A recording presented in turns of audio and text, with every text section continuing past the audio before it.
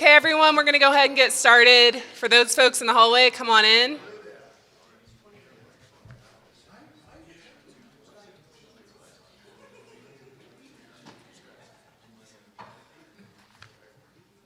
Okay, just waiting. We got a VIP coming in here. Not everybody all look at once. Okay. So welcome to all of you to the Rocky Mountain Professional Landman Conference. So grateful you could all be here. I'm Holly Krekka. I'm the Executive Director of the University of Wyoming School of Energy Resources, and I'm here to welcome you this morning. Our mission at SCR is energy-driven economic development for Wyoming, and the landman profession is critical to that, to achieving our mission. So first of all, I want to thank all our speakers.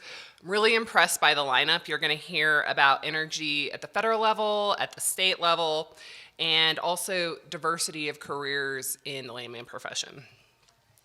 While SCR is better known as a research organization that serves the state, we train our students, including landmen, to serve the energy sector. And this profession is so vital to making energy happen. And while the energy mix is changing, and so is the profession, the success of our PLM graduates shows that the industry is thriving and as vital as ever. We have 100% job placement or postgraduate education placement from our graduates from our PLM program since 2016.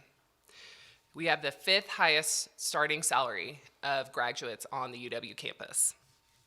We also have some challenges. When I took over at the School of Energy Resources, our academic program was in structural decline in terms of enrollment. I seriously considered ending the program or at least transferring it to another unit. It was the passion of our alumni, our faculty, our staff, and most importantly, our students that taught me that this was a program worth investing in. And the excellent student outcomes that we've seen made me sure that that was the right choice. So we've now doubled down on our academic program and supporting our PLM program to train tomorrow's students. We're investing in this program, and we're poised for growth starting next year. I'm going to thank Dr. Cami Donaye, our PLM director, Chris Koski, and our former PLM director, Tara Rigetti, our recruiter, Carolina Klodka, as just part of the foundation for that growth. And this is a call to action for those of you involved in the landman profession. Help us get the word out about our program. This isn't like engineering or finance. We have to be proactive, and we're hoping that this conference can serve as a springboard to help energize the community and inform the Rocky Mountain region about our program here at the University of Wyoming. It's a wonderful program where students get a truly interdisciplinary experience. Our faculty that are required to teach come from backgrounds of geology, mathematics, economics, law, and more. And the last thing I want to say is acknowledge our students. I knew a lot about SCR's research program before I came. I did not know as much about the academic program. You all, every day, humble me and inspire me. Thank you so much for your passion. And for those of you who don't know, this conference was the students' brainchild. We helped do the work, but it was their idea. Thank you so much for teaching me how important this profession is. And to our seniors, we're gonna miss you, but you will always have a home at SCR. And your employers are lucky to have you. So I know that with our graduates going out into the workforce, the energy industry is in great hands. And the last thing I want to say, Mark Strawn, thank you from Aapl. Thank you for being here and such a great supporter. You don't know me that well, but one thing you'll learn quickly is that if you say an interesting or helpful catchphrase in front of me, I'll steal it. So I'm going to do that right now. And I think our PLM program is energy education the way it ought to be. Thank you so much for being here. Okay. Oh. Thanks. And I have another job I forgot about. Sorry about that. I'm here also to welcome our first speaker, Mr. John Latinsky. John currently serves as the Director of Carbon Transport and Storage for the U.S. Department of Energy. He previously served as a Deputy Director for Advanced Fossil Technology Systems in the Department of Energy's Office of Fossil Energy, the Program Manager for Carbon Capture at the Department of Energy, and the Technology technology manager for carbon sequestration at the National Energy Technology Lab, and is a senior team lead on environmental compliance and assessment with the U.S. Army. He has over 20 years of experience working on environmental compliance and technology development from the energy industry and the Department of Defense. He received a BS in civil engineering from Virginia Polytechnic Institute and the State University, and an MS from Johns Hopkins University in environmental engineering and science. And I would like to say he is also now a Wyoming resident. So thank you so much, John, for being here.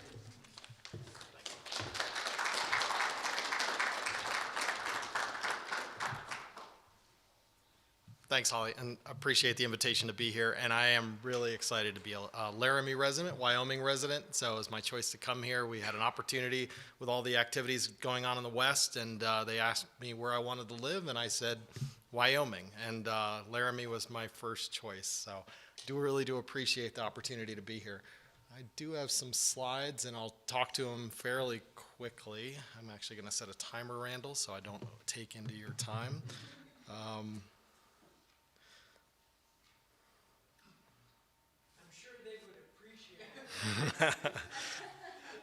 I'm not that interesting, so anyway.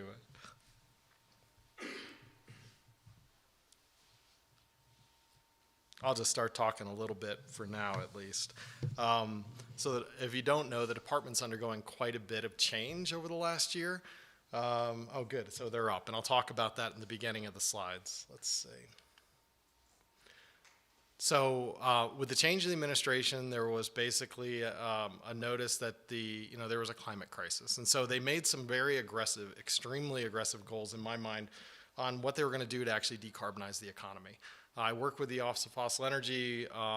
You'll see that we changed our name to the Office of Fossil Energy and Carbon Management with the recognition that we need to get to decarbonization of the economy. I'll explain a little bit, I think, how that's going to be relevant, especially to you if you don't already know, but obviously you probably have heard about carbon sequestration and the challenges associated with pore space and land development. But really, these goals of decarbonization of the economy and the electricity sector by 2035 are not insignificant. It's going to be, from all the modeling that we've done, you can't do that with renewables alone. You have to rely on the existing fleet, natural gas, coal and others to be able to do that. And so there still is a role that this industry is going to play, but even as we evolve into, say, direct air capture or hydrogen production, there's going to be a role for CCS as well. The real challenge is to get to net zero emissions by 2050, really decarbonize the entire economy, or actually reduce emissions so they're actually net negative if we're going to meet the administration's goals of addressing climate change in the United States. Just highlight in an advertisement, please take a look at our website. We just released a strategic vision for our office. Really is looking to say, how are we going to meet this goal, at least in terms of our programs and fossil energy and carbon management, and do this, what they say is, an just, equitable way so that everybody benefits from the deployment or the development of some of these technologies. I do want to highlight the support for this program. And I'll just be honest, I've been with DOE for 20 years. I've seen a lot of fluctuations in terms of the support for fossil energy. And I would say that I was very surprised when this administration came in. We did change our mission slightly, well, significantly, but our budgets are actually going up. And so we are restructuring the program. Which is important, because we actually have a lot more emphasis on point source capture, reducing greenhouse gases from the atmosphere, conversion of CO2 to other products, such as cement, fuels, and others. Looking at hydrogen with carbon management, how do we get to very low hydrogen production, either from fossil fuels or biomass or solar or wind, and actually, they may not be dealing with carbon, but it's an important part of the mix. And then finally, carbon transport and storage is the group that I manage within DOE, which is actually looking at putting CO2 in the subsurface. But all of our budgets are essentially going up, except for the hydrogen or carbon management, but if you look at the details, it's actually going up. There's quite a bit of support for that area. So I just want to talk a little bit about some of the research that we're doing that might be of interest. We are funding quite a bit of work in point source capture. So that's coal-fired power plants, natural gas combined cycle units, the industrial sector. There's quite a bit of funding that's going to be available this year, looking at feed studies for systems to actually capture greater than 95% of the CO2 injected underground. We're also looking at what are the co-benefits of CCS. You know, if you actually put CCS on a power plant, you can actually reduce NOx and SOx and other emissions from the power plant itself, having some potential benefits. And so for the communities that live near these facilities, not all pollutants reduce, they may stay the same, but actually you have to deep clean these systems before you actually remove the CO2 from the flue gas. Carbon transport and storage, which I think might be even more interesting to this group. We have two different programs, one on basic R&D, but one really on infrastructure deployment. And I'll talk a little bit more about the infrastructure programs that were passed under the Bipartisan Infrastructure Law that may be even of more interest. But we are looking to deploy CCS at scale at commercial facilities throughout the United States. To do that, you need storage and transport infrastructure. And it's recognized that that infrastructure's got to be built similar to a highway system to actually spur the economic development and deployment of capture systems. People with sources are actually approaching organizations like University of Wyoming and others where we started to develop these commercial facilities saying, oh, we found you had storage facilities. We want to basically contract for some of that pore space so that we can actually utilize it to keep our business running. So talk a little bit more about that in the future. But this is an example of all of the storage facilities that we are currently under our base appropriations supporting, as well as front-end engineering design studies for coal and natural gas power plants. We have a number of other feed studies that we're about to award, and we're about to release a funding opportunity announcement under our base programs to start developing more commercial storage facilities around the United States. But it does show a lot of interest from major utilities just to project developers, existing plants, and even new plants that are aligning themselves with storage facilities to actually put CO2 into the ground. Some of these storage facilities are not insignificant. At a minimum, we ask them to characterize at least 50 million tons of storage capacity. Some of these reservoirs that they're looking at, like the one in the southeast, could store up to a gigaton of CO2. So like Southern Company, they've made public announcements about this, is looking at this resource, which could be a large hub, to store all the CO2 from all their electric generators in their dispatch fleet. So these are, fairly significant, operations, I would say, on the scale of very large oil and gas fields for storage of CO2. Utilization and conversion, there may be some relevance here. We are looking at all types of different products from CO2, including, say, methanol and ethane and other, fuels that are intermediates to fuels. We're also looking at concrete, but I think specifically we're looking at where can we find the minerals themselves to actually react with CO2. So we're aligning ourselves in the storage program with this program to actually go out and start characterizing where there's highly reactive materials in the subsurface, either outcrops or deep subsurface that we could get access to so that we can actually develop hopefully some industrial businesses where we can change CO2 to a durable product where it could be stored but also used in the economy. Carbon dioxide removal, if we actually are going to get to net zero emissions, there's a recognition that we're going to have to actually start investing in biomass conversion to energy, hydrogen with CCS and injection of that CO2 into the deep subsurface. Direct air capture, we're just removing CO2 directly from the atmosphere. Direct ocean capture, taking CO2 from the ocean, which is about 100 times the concentration in the atmosphere. And then, as I mentioned, carbon mineralization and enhanced weathering, where they're really just looking at putting it permanently underground, which they would work with us, not necessarily into products like the program that I mentioned before. I want to make sure I don't go over time. All of this has to be, basically coupled with a very robust life cycle analysis to make sure that what we're doing actually has a positive effect and isn't neutral or have some other environmental effect. And then hydrogen. We are looking across the entire value chain with at least our program. We also are working with the Office of Energy Efficiency and Renewable Energy, but our focus is really conversion of hydrogen from fossil fueled stocks like coal and natural gas and biomass to hydrogen, and then actually taking the CO2 from those processes and injecting it underground. The one thing in this area is we are also looking for places to store the hydrogen around the United States. There's 2 storage locations around the United States that are currently operational, a third that's being developed. But if we're going to look at this in terms of wide-scale deployment, we need fuel security for the hydrogen as well, similar to we have natural gas storage facilities around the United States, Appalachian distributed across the United States.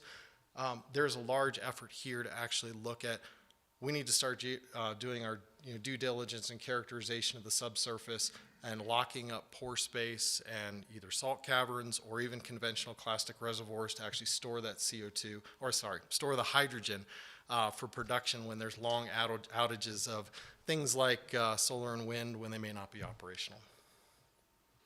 I think what's really interesting is this last year we passed the Bipartisan Infrastructure, well I didn't, but we're implementing the Bipartisan Infrastructure Law. So it's, it's actually a once in a lifetime opportunity. We have about $6.5 billion that have been assigned to the office to actually implement the development of 4 main areas: carbon dioxide removal. We have about $3.5 billion to develop carbon sequestration, or direct air capture hubs, which is basically developing an ecosystem for the removal of carbon dioxide from the atmosphere. There's a prize competition. We have front-end engineering design studies for pipeline systems throughout the United States, about $100 million over the next 5 years. Carbon utilization and storage. This is the big one, which our office is managing. For us, at least, we're developing hopefully 20 to 30, maybe 40 commercial storage facilities around the United States, getting them through Class 6 injection, authorization to inject, and actually locking up pore space to the point that when we're done, the commercial operation can start injection of the CO2 at the facility. And then critical minerals and materials, I won't talk about that much, but it's also important. We're looking for resources that we can recover those materials to help with the next kind of the evolving energy infrastructure and actually manufacture those materials in the United States. There's also another, I'd say 14 or $15 billion in the Office of Clean Energy Demonstrations, which we're helping them to implement. But it is an entirely new office. It's standing up probably about, I think they have 6 people there right now, but they're going to staff up an office of about 300. And so they are looking at developing clean energy hubs. So there's $8 billion, or hydrogen hubs. There's $8 billion dedicated to hydrogen hubs, which I mentioned before, and they would $2 billion for at least one focused on fossil energy, one focused on renewable energy, one focused on nuclear. But again, they have to show that they're clean hydrogen where they actually can sequester the CO2. Carbon capture, there's 6 demonstrations for carbon capture that are planned, 2 on industry, 2 on natural gas combined cycle, and 2 on coal-fired power plants. So $2.5 billion with at least a 50-50 cost share to capture the CO2 and sequester at these facilities. Grid scale energy storage, I won't talk about that much, but there is, I can't remember the exact number, but it's hundreds of millions of dollars. And then the nuclear office is developing small modular reactors, which I know Wyoming is very interested in terms of redevelopment of some of the fossil energy sites and using that infrastructure. I think I've covered all of them on this slide. So we did have a request for information. Excuse me, I'll go back to that. And I won't spend a lot of time on this, but this information is also available on USEA, U.S. Energy Association's website. I can send a link to Holly, maybe we can share that in Cami. But there was a request for information on essentially what people are looking to develop around the United States in terms of CCS and direct air capture hubs and hydrogen hubs, which is out now with an RFI. And it was actually, I think we had 250 responses, 500 actual, or 5,000 actual individual suggestions, or at least pieces of information. But there are projects being developed around the entire United States for CCS. And so and there's a lot of development in terms of the policy, and it's fairly advanced at this point. We're tracking at about approximately 130 different projects at various different stages of commercial development, all over the United States. So that also will be publicly available, and I can send a link to that hopefully soon. So I do want to spend just a couple of minutes, and when my alarm goes off, I promise I'll stop. So just specifically on the carbon storage validation and testing, because I think this is important to this group, especially the $2.5 billion spread over 5 years. Hopefully we're going to announce that next week. You'll see at least not necessarily a funding opportunity announcement, but you'll see more details on that. But we would not be able to do this without organizations and people like you that are going to go and hopefully help organizations that are doing this to secure land access, pore space rights, and actually put a value towards sequestration. And so, I think we are on the cusp and essentially in a very fast emerging industry in terms of, the value associated with this. And we need people to understand what that value is, because there's only a couple of instances where this has been valued, say in Louisiana offshore, where we're talking hundreds of millions of dollars being offered to secure pore space on, very large tracts of offshore. Hasn't been done much on land, but I think there's, a lot of precedents, and if you get involved in this, you're going to be setting a lot of precedents on this. So a couple things just real quick, and I may flip through the last few slides, but essentially we need to develop all projects have to be able to store at least 50 million tons. There's direction from Congress that there's going to be preference for projects that actually support multiple sources or very large storage capacity. So we're looking at also supporting hubs, which could be supporting projects that could inject 500 million to 1 billion tons of CO2. These facilities would be spread out over several square miles and tens of square miles. And obviously you're going to have to wrap up pore space access and the valuation and payment of royalties and fees as we actually use these facilities or develop these facilities. It won't be us, it will be the developers themselves, but we support them, especially with at least financing, which will be important for the development. The demonstration projects, just want to highlight this quickly. We think this will align with our hubs, but they actually have the ability to actually develop the 6 projects for CCS, these commercial facilities, and all the storage and pipeline infrastructure as well with their funding. So there's $2.5 billion, which is dedicated to that. It's at least 6 projects. You got to read the legislation. I would urge anybody that's interested in this, go to the legislation, because Congress tells us what to do. We have to follow the letter of the law. Sometimes we have some flexibility, sometimes we don't. But again, here we're going to be looking at acquiring access to land and pore space. Direct air capture hubs, similar to the last one, $3.5 billion. I think this is going to be at a smaller scale. They'll probably develop these hubs. It's more developing an ecosystem for direct air capture, but they will need to store CO2. The goal is to get to about 1 million tons of CO2 per year injected at each of the 4 hubs. So smaller in scale, but still important, and they'll set the precedence on how to develop a system like that. So I hope that gives you a sense of where we're headed, at least in our office and across the department, and happy to answer any questions, or I can hand it to Randall. So thanks. Yes? Yes, sir. Do you see any lowering of the threshold for qualification for smaller projects for carbon sequestration, and then also whether those 45Q tax credits will be increased over the what $50 a ton right now that they're at?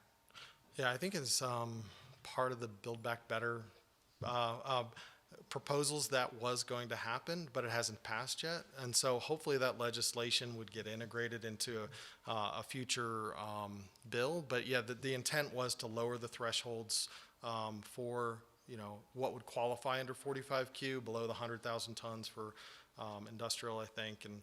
And so we're not sure if that's going to happen or not. We're hopeful. And if we can get to $85 a ton, there's basically, I think, a general consensus within the industry that it's going to spur a significant amount of deployment.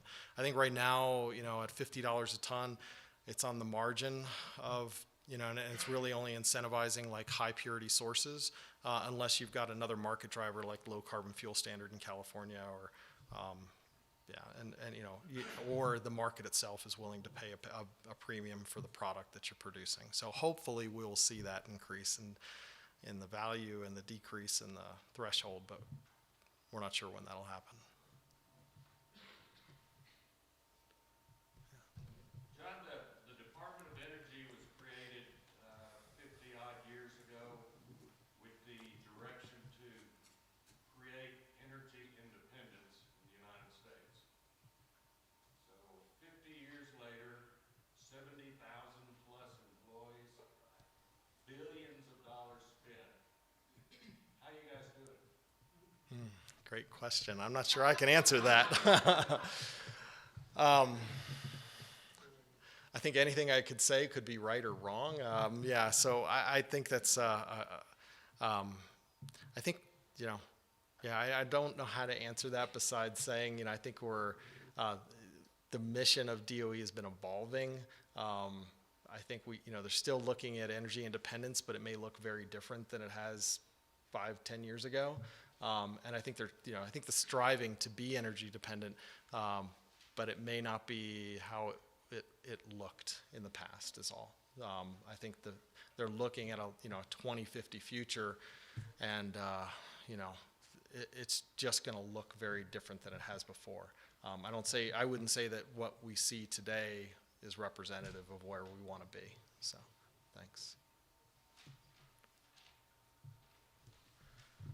I'm an oil and gas broker. I'm looking to expand my business beyond traditional oil and gas field work.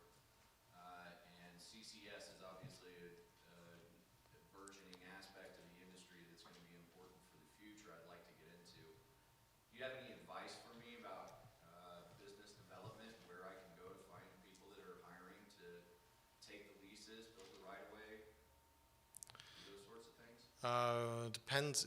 Yeah, I think there's a number of programs we've stood up. One is regional initiatives with the University of Wyoming is actually a part of, provide technical assistance to groups. We've got 4 regional initiatives that basically cover the 4 corners of the country and all the states. They work a lot with the states themselves, the regulators, and project developers to help them understand, what it requires to do project development. I can give you points of contact depending on where you're looking. We just held 3 workshops on how to work with DOE, and we probably had 300 or 400 individuals that attended those workshops, but one was recorded and is virtual, and can send a link to that one as well. At least gives you a sense of, we had organizations from all the federal agencies, including Bessie, BOEM, BLM did not show up, but DOI was represented. It does give you a sense. There are some, so I will, at a minimum, I'll cut that off there. I'll make sure that I get you that, at least the context of the regional initiatives, because I think there are conduit for technical assistance to the community, people like you. So I'm going to do a time check. Yeah, thank you. All right, sorry.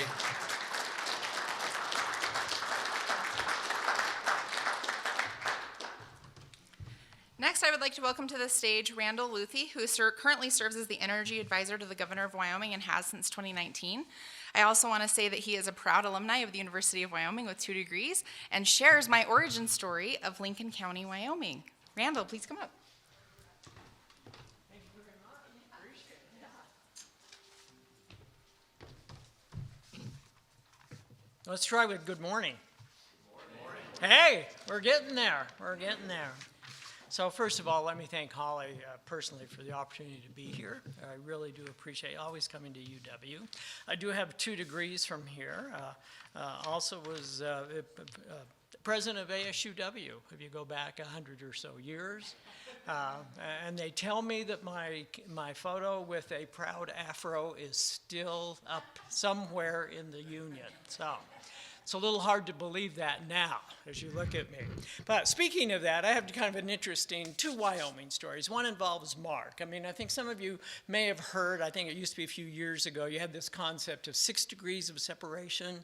Like if you found somebody within about, talking about 6 people, you'd probably find someone in common. This is Wyoming. Mark and I did it in 1. Right, so, and I think that's one of the nice things about Wyoming. The other thing goes back to hair, I guess. I was working out, well, reasonably working out at the Gold's Gym over in Cheyenne last week, and somebody I always talk to over there came up to me and says, "So, what is your natural hair color?" And I go, "What the hell? I mean, what do you mean? Like I would dye it this color? Is that what you're referring to?" But yeah, so, but anyway. I've been around a while, but it's always a pleasure to come and talk to UW. I bring you greetings from Governor Mark Gordon. A little bit of my background. You mentioned Lincoln County. How many of you know where Freedom is? There we go. I enjoy that. You know, Freedom is one of the few areas in Wyoming that has absolutely no energy development.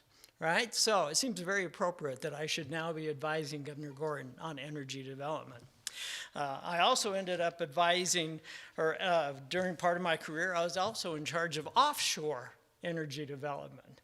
So once again, a bit strange, a Wyoming boy, offshore energy development. But I do remember when I was growing up, my dad had the opportunity to lease his ranch out for oil and gas, exploration.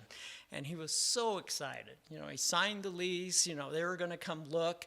We had visions of actually getting royalties to help pay for the ranch. There is no oil and gas in Freedom, Wyoming. I just want you to know, for you landmen, if you think about doing it, good luck, because nobody's been able to find it in 150 years. So I have to continue, as my dad did, finding other work in order to keep raising cows. But I'm going to leave it to you whether that's a wise decision or not, the raising cows part. But I do have to do that, and I appreciate it, yep. And it's been my honor and pleasure to work with Governor Gordon, as mentioned, for almost 3 years. I want you all to know, as landmen and those associated with that he knows energy. He knows oil and gas. He actually worked for Apache Corporation for a period of his time. And during his career. And before he was governor, he was also state treasurer. So he has a keen understanding of how important energy is to the revenue side of Wyoming, as well as the economy. He knows energy is vital. And he and I got together shortly thereafter, and we have one main energy focus. And that is, simply put, we are going to dance with those who brung us. That doesn't mean we're not going to dance with some new partners as the opportunity arrives, but we are committed, the governor is committed, to staying with our core, vital, baseload energy industries, and he will remain that way. Energy in Wyoming have always been very closely related. Let me just give you a couple examples. Coal, for one, was being developed even before Wyoming was a state. Wyoming continues to be an energy exporting state. In fact, we're the largest net exporter of energy. So we export about 90% of the energy we develop, and about 80% of the electricity alone we also develop. We export to other consumers. Our economy, as you know, is largely tied to energy. And for the most part, that's been a great time. It's been very beneficial. But there are times when it's actually a very rough ride. On the upside, again, talking about coal, there has not been a school building built in Wyoming for the last 20 or 25 years that was not built with coal money. Think about that. An entire generation of school facilities built with energy-related money. On the other side, when you see what happened a couple of years ago, we had the Russian oil war. Consumers turn away from coal as an energy source. You saw two very painful budget cycles in the state of Wyoming. Approximately half, sometimes more, of our state budget is directly from energy. So when energy's in the doldrums, as a rule, the Wyoming state economy is in the doldrums, and certainly the Wyoming revenue is in the doldrums. You saw cuts of services, but Governor Gordon is committed that Wyoming has to live within our means. Good news is, it's getting better. Last year's budget looked much better. Forecasts for the supplemental budget, the supplemental income, all headed, as we say, in the right, the trajectory is correct. We should be getting more money, and that's a great thing. The governor also came out with somewhat, I call it kind of an eye-popping goal for an energy-producing state. He says, we're going to become net zero in carbon emissions. We will also likely become negative net zero, but we are going to do it and use fossil fuels. Once again, we are committed. We are going to dance with those who brung us, as well as those new energy partners that's going to help us through the rough times.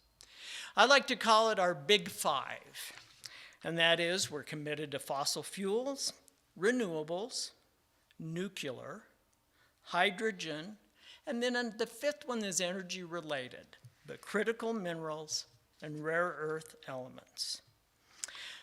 John, I really appreciate all of what you've done with the telling us about the Department of Energy. I think that really set me up nicely, and I appreciate it because it shows how important the federal government is to Wyoming. Nearly 48% of Wyoming's surface is owned by the federal government. 67% of the mineral estate is owned by the federal government. This is a shotgun wedding, let me tell you. Sometimes it's good. Sometimes it's very difficult. John gave you a good example of times that are, can be good. I might dwell just a bit on the current administration where it's a little more challenging with other things as we move forward. But that's why the federal government and Wyoming we are linked together. We probably always will be. Sometimes, again, it's a rough ride. Sometimes it's a little easier than others. But as we talk about the federal government, let's talk about just how it really does affect us. We see a lot of projects, and thank you, John, for those opportunities. Last year, the governor and the legislature set aside $175 million to be available to start matching some of these programs that might come out. So we're ready. We're ready to go. We work with the School of Energy Resources. We work with the Wyoming Energy Authority. And we're very interested in working with companies that you may be associated with or will be associated with of how to get these types of projects in Wyoming. As we go down the list of the Big Five, we talk about coal. Burning of coal has never been the issue, according to Governor Gordon. It's the CO2 that's the issue. That's where the focus should be. That's why Governor Gordon strongly supports CO2 capture and storage and will continue to do so. He also strongly supports that coal can be more than just a fuel. That's one of the things SER is working on, showing us that we can make bricks, we can make other construction materials. By the way, did you ever find those stolen bricks? Okay, just thought I would ask. Yep, that's kind of an inside story. Oil and gas, mention it. We got plenty of oil and gas. But it's often difficult to bring forward. Sometimes those federal policies make it very difficult. Let me give you an example, and that would be President Biden's moratorium on oil and gas lease sales. They're supposed to be quarterly. I look at that meaning 4 times a year. We went 15 months without an oil and gas lease sale. A couple of weeks ago, I got a call from BLM. We're resuming oil and gas lease sales. And Wyoming is going to be the big winner of our first oil and gas lease sale.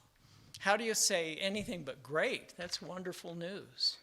However, when you actually look at what was actually planned, is the sale itself was about 75% less than what had been on the books 2 years ago, and increased the royalties by 50%. That's going to be tough for companies to figure out. Do we want to actually go looking for fewer parcels, and we're going to actually have to eventually pay more for developing them? Again, That's difficult, but we're willing to work with the UW. We are concerned, or I'm sorry, with the federal government. We always work with UW, yeah. We don't always work with the federal government, but we're happy to do so when we can. Let's talk a little bit about wind. Wind is making great strides in Wyoming. We were one of the first states to actually have some wind facilities. We continue to be very supportive of wind. It may very well be in the next 2 or 3 years, you will see the world's second, possibly the world's largest wind farm built in Wyoming.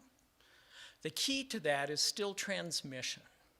We need to be able to get electricity outside Wyoming, and there are a few projects that hope to do it.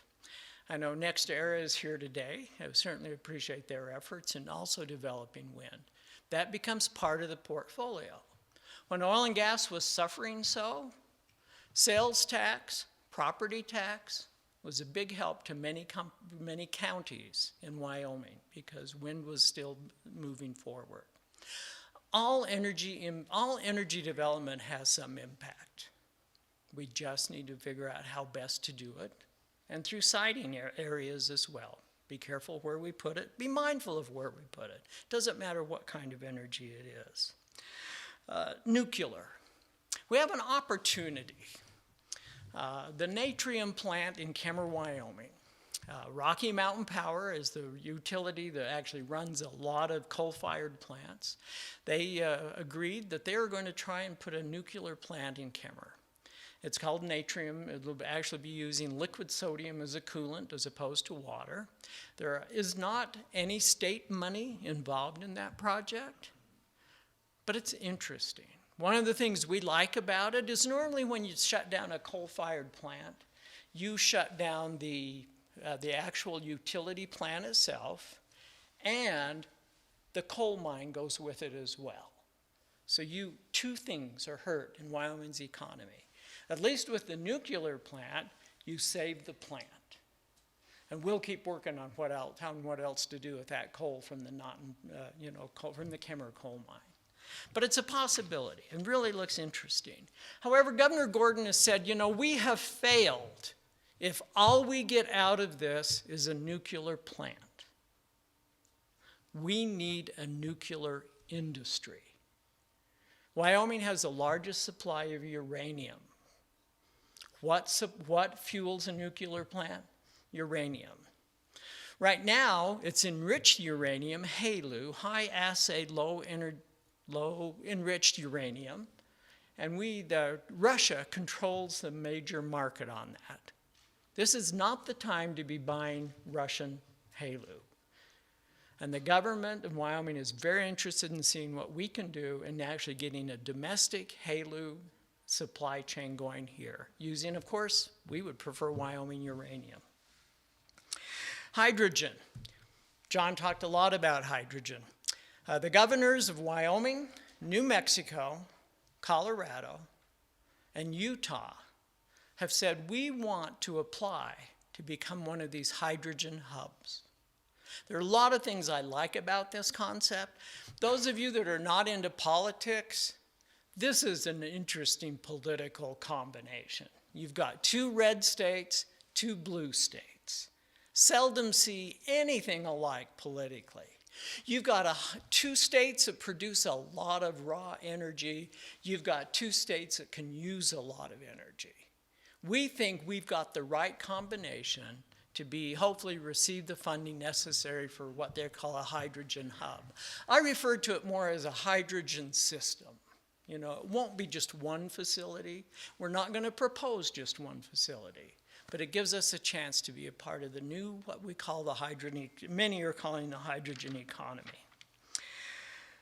Critical minerals, rare earth elements, phones, batteries, alternative energy. More and more, we're going to need these types of elements. Wyoming has some of them, not all of them, but some of them. Again, we are relying on foreign nations to supply that right now. We are going to do whatever we can to try and build up that Wyoming industry and be able to supply those types of elements for these new products. I want to just end on a couple of questions, and because you're landmen, right? Isn't this what this is, a landman conference? Okay, well, at least most of you, so you understand the oil and gas business. So I'd like to get a little bit of feedback from you as I close up. About 2.5 years ago, Wyoming had 34 drilling rigs. 34. We have 16 today. We have not come back in terms of drilling rigs. Does it matter? Would be my first question for you in the industry. Or two, what is it that keeps oil and gas industries in Wyoming for attempting to, or what keeps you from drilling more rigs? Degenfelder, you get first shot. It's easy. Well, I said this to the Minerals Committee. I'm going to continue. Well, I don't want you to give me the entire Minerals Committee presentation, but yes, I am limited to time. The Yeah. Minerals Committee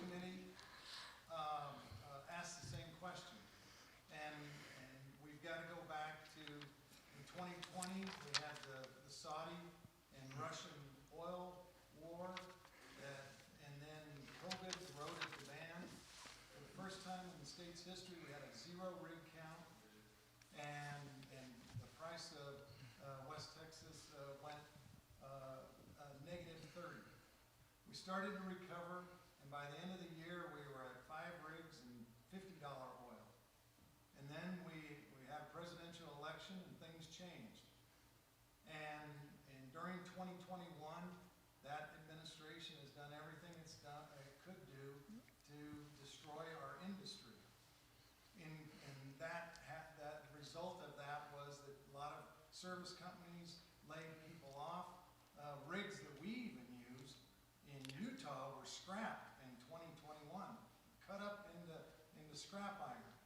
Now we had Russian invade Ukraine, and all of a sudden the present administration wants us to increase activity. And there's a lot of trepidation about that, in that you want me to deploy capital in new drilling rigs and on new wells. Are you, as soon as this gets over with, hopefully the war will be over, are you going to come back and continue to try to destroy us? Or will there be some prenuptial agreement that you'll leave us alone and we can go back and we can regain what we used to have? But right now, we've got a particular situation that we're trying to live within our means because we don't know what the future's going to hold.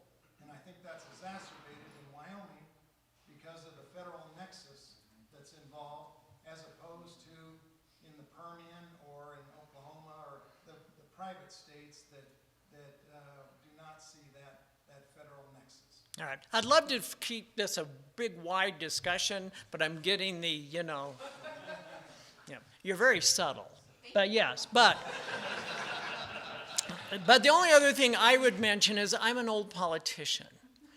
Timelines are merely advisory, particularly when we are talking. But if you wouldn't mind, I would be happy to take a question or two before I'm driven off of the stage, right? Yes, sir. What is Wyoming doing to encourage drilling? Yep. What are you doing at your level? Right. What we're doing is, one, we like to sue the federal government whenever we can, all right, in an attempt to hopefully get more policies. During the downtime, we use CARES Act money. In fact, we used $45 million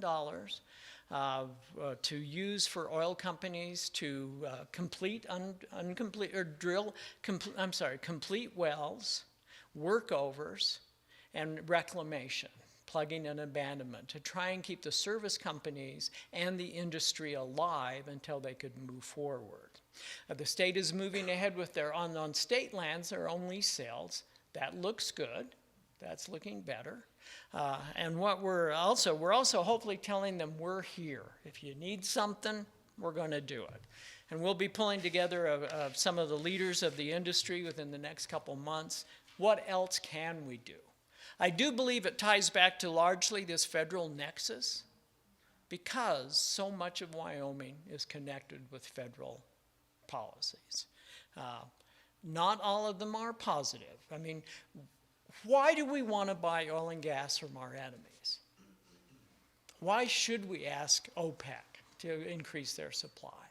Before the Ukrainian invasion, why did we ask Russia what they can do?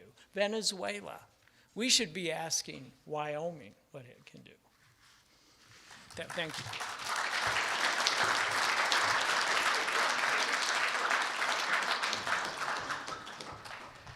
Before we welcome our next panel up to the stage, I just want to remind everyone that at 9:45 we do have a networking break. If you go across the hall to Salon G, there is a silent auction. All proceeds from that auction are going to our Student Club of Energy Resources. There are also raffle tickets that are being sold at the check-in counter, so please, if you are so inclined, go check out those items.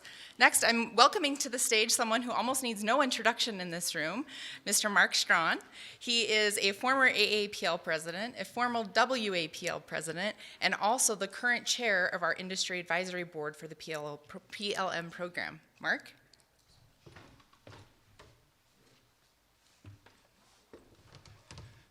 Good morning, everybody. If I could invite the panelists to come up and take a position up here on the counter, please. We have, while they're doing that, we have about an hour that we're going to be talking, which goes into some of the questions and answer period. And that's basically all a part of what we're going to be talking about today. So I'm going to take a liberty here at the beginning because I think it's important for the student body to have this advantage. And you get such a great education here with everything that's going on. And I was thinking last night, well, what are things that the school can't teach you? Okay. So number one from the student side is, and feel free to take notes, there will be a quiz later. Number one is your reputation. Your reputation is everything. And the only person that can do anything about that is you. So remember that when you get done, because the industry goes up and down and we have all these different things, but from that, your reputation is the thing that you're actually marketing. The other side of it is business contacts. And again, those are the things that make this. There are people in this room that I've known for 40 years, and I've done business with them. I've worked for them. They've worked for me. I've hired their children. And so that aspect and those relationships are incredibly important for what's going on. So what I want to do right now is I want to do just very quickly, and then we're going to get into a series of question and answers. Some of it has been created by the student chapter itself. Some was created by the advisory board, and I'm going to take some also from the audience. But to start things off, anyone in this room, we're going to do kind of like a Southern New Hampshire University television ad. Anybody in this room that is a member of the student body, please stand right now. Okay, pay attention to this, guys. These are the students that are in this program or that are involved with this at that point in time. Thanks. You guys can sit down. I want to go through the AAPL. You're very, very fortunate today. This room, as small as it is, has a very interesting dynamic in it. If you look at it, I'd like all of the AAPL officers or the people from the national to please stand for a minute and then go quickly around the room. Start Cranford with you. Tell us your name, the state that you're from, your function at AAPL, and more importantly, how many years have you been a landman? Cranford Newell. I work for Robert L. Bayless, producer out of Denver, Colorado. I serve currently as the treasurer for AAPL. I have been a landman since 2008. Okay, Carl?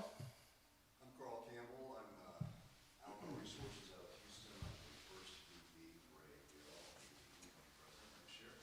And I've been involved in the industry for over 38 years. So it's been a wonderful journey, and I look forward to a lot more years ahead. So it's a wonderful career that I've been working. Greg? My name, excuse me, Greg Riedel. I'm from New Orleans, Louisiana. I'm currently serving as second vice president of AAPL, which means that I'm the chairman of the LST this year. I've been a landman since 1981. We got an independent brokerage firm out of New Orleans. We work just about all over the country. But as Carl said, to echo what Carl said, I've thoroughly enjoyed every minute of doing this. And relationships, for me, is probably number one. And Jim?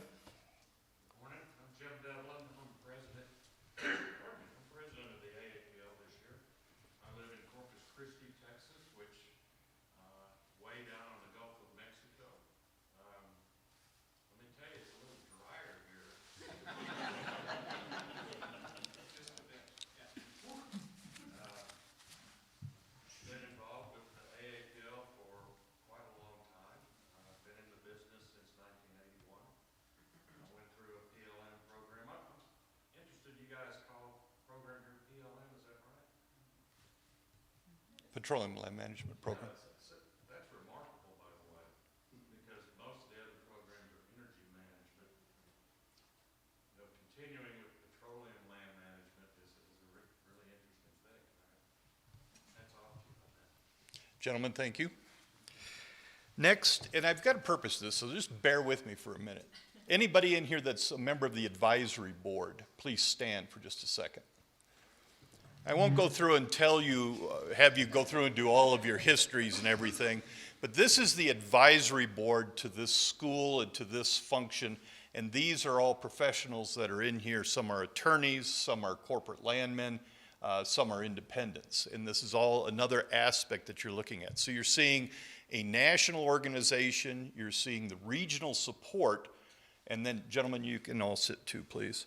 The last thing I want to do, just by a show of hands, if you are a hirer, if you are an employer of landmen, in whether you're an attorney or a company or anything else, just raise your hand. All right. Now, if you're a student in this room, here's your challenge. During the break, each one of you go meet one of these people, because this is the first level of your professional future in this. These relationships that are here, this is a wonderful opportunity for you. Take advantage of it. Okay? All right, let's move on. What we want to do today is talk about and remember about dealing with the aspect of the land profession, how it works. We're looking at the future components, which will make you laugh, as well as some of the past performances and some of those things there. But we're going to start with a couple of questions. At this panel, you have Joe Eisnagel down at the end. You have Joe Evers in the middle, which will be tough for me because I'll have to do Joe and Joe. And John, can you change your name to Joe for me or something like that? That'd be great. You have John Wilcox, and you have Lindsay Stinson up here. And this is part of the panel for this particular section. Their detailed bios are in your book. So I'm going to ask a question. We're going to go down through these. I'm going to have each one of them respond so that you can see the differences in approach. You've got senior landmen, corporate landmen, independents all sitting here, and the answers from this will become uniquely different in the way that they respond to some of this. So question number one that I want to look at is, considering the massive technological advancements in the energy industry throughout the past 100 years, can you share a personal experience of technical advancement that has made an impact on the energy industry? Joe, let's start with you.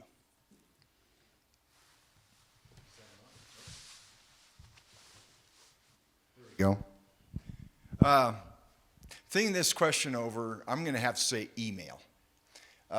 Email has been one of the biggest blessings and one of the biggest curses out there that affects not only industry, but it really affects the way that land professionals should be conducting business. It frustrates me when I've talked to contemporaries or people that I worked with. Well, I sent them an email expressing my point of view. You pick up the phone, you give them a call. As we talked about earlier, and as mentioned by the Aapl people, we are about relationships. We're about interfacing with each other. And then a company I worked for were involved with a lot of litigation at one point in time. The other thing that you learn about email, it's all discoverable. And when you go through discovery in litigation and you have to generate emails, remember, emails don't convey intent. And they can be read by anybody, and that person, the reader, will put in their own intent. So the basic rule that I've learned is that emails is for sharing data. It's not for communicating. There's nothing wrong with communicating, negotiating a position, and then sending somebody an email confirming your understanding of the outcome of that conversation. That's okay. But do not ever try to negotiate, express frustration, do anything. It's okay to write it down and then put it in a draft file and not look at it until the next day. But please, email is a great thing, but it can also be an Achilles tendon. Joe.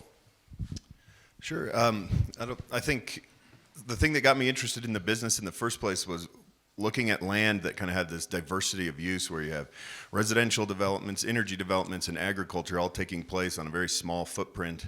And I think the ability for industry now to locate an oil and gas well or facility very far away and produce minerals in pretty hairy situations that kind of have the nexus of all of those three things and do that with success and high production rates, that's something that's been pretty interesting to me. And I think on the flip side, as we all in this room can appreciate, I think from a disruption point of view, data and information and analytics, I think there's still a lot of room to disrupt the oil and gas industry for a lot of reasons, but that'd be my short answer. John? Well, I'm going to give you a little context first. I think it's always good to put things in a timeline. To give you an idea how times have changed, my grandfather came to Nebraska in a covered wagon. I'm not that old, but that gives you a little context. You're No, close. yeah, okay. I dye my hair for the discounts. But when I started in 1980 with a fully integrated major, we used carbon paper and portable typewriters. Think about that, 1980. Now, mainframe existed. Mainframes were very cumbersome. They were about as friendly as an IRS auditor. And on top of that, they were not really built for the land. So in 1990, they rolled into my office a compact 486 with this little green screen and said, "This is your new friend." At which I looked at this thing and said, "I have no idea what to do with this." Fortunately, they allowed us to experiment and we picked up speed. With that though, the biggest advancement I think has been in GIS mapping. That has been a major change. The idea of being able to see where my wells are, my competitors' wells are, where their leases are, my leases, pipelines, you name it, wildlife habitat, it is a game changer. And I think for me that has been the biggest change I've seen. Lindsay? I think the biggest change for me, learning, to run title at an actual courthouse, is digitized records. So, the courthouse is digitizing their records, and also having to send a landman to actually take pictures or scan federal files and state files to upload it to the cloud. So, I can view it from my office, I think that is just, that. That's changed it. Yeah, it's changed it, yeah. All right, let's look at another avenue. In the 80s, most land work was done in the oil and gas arena.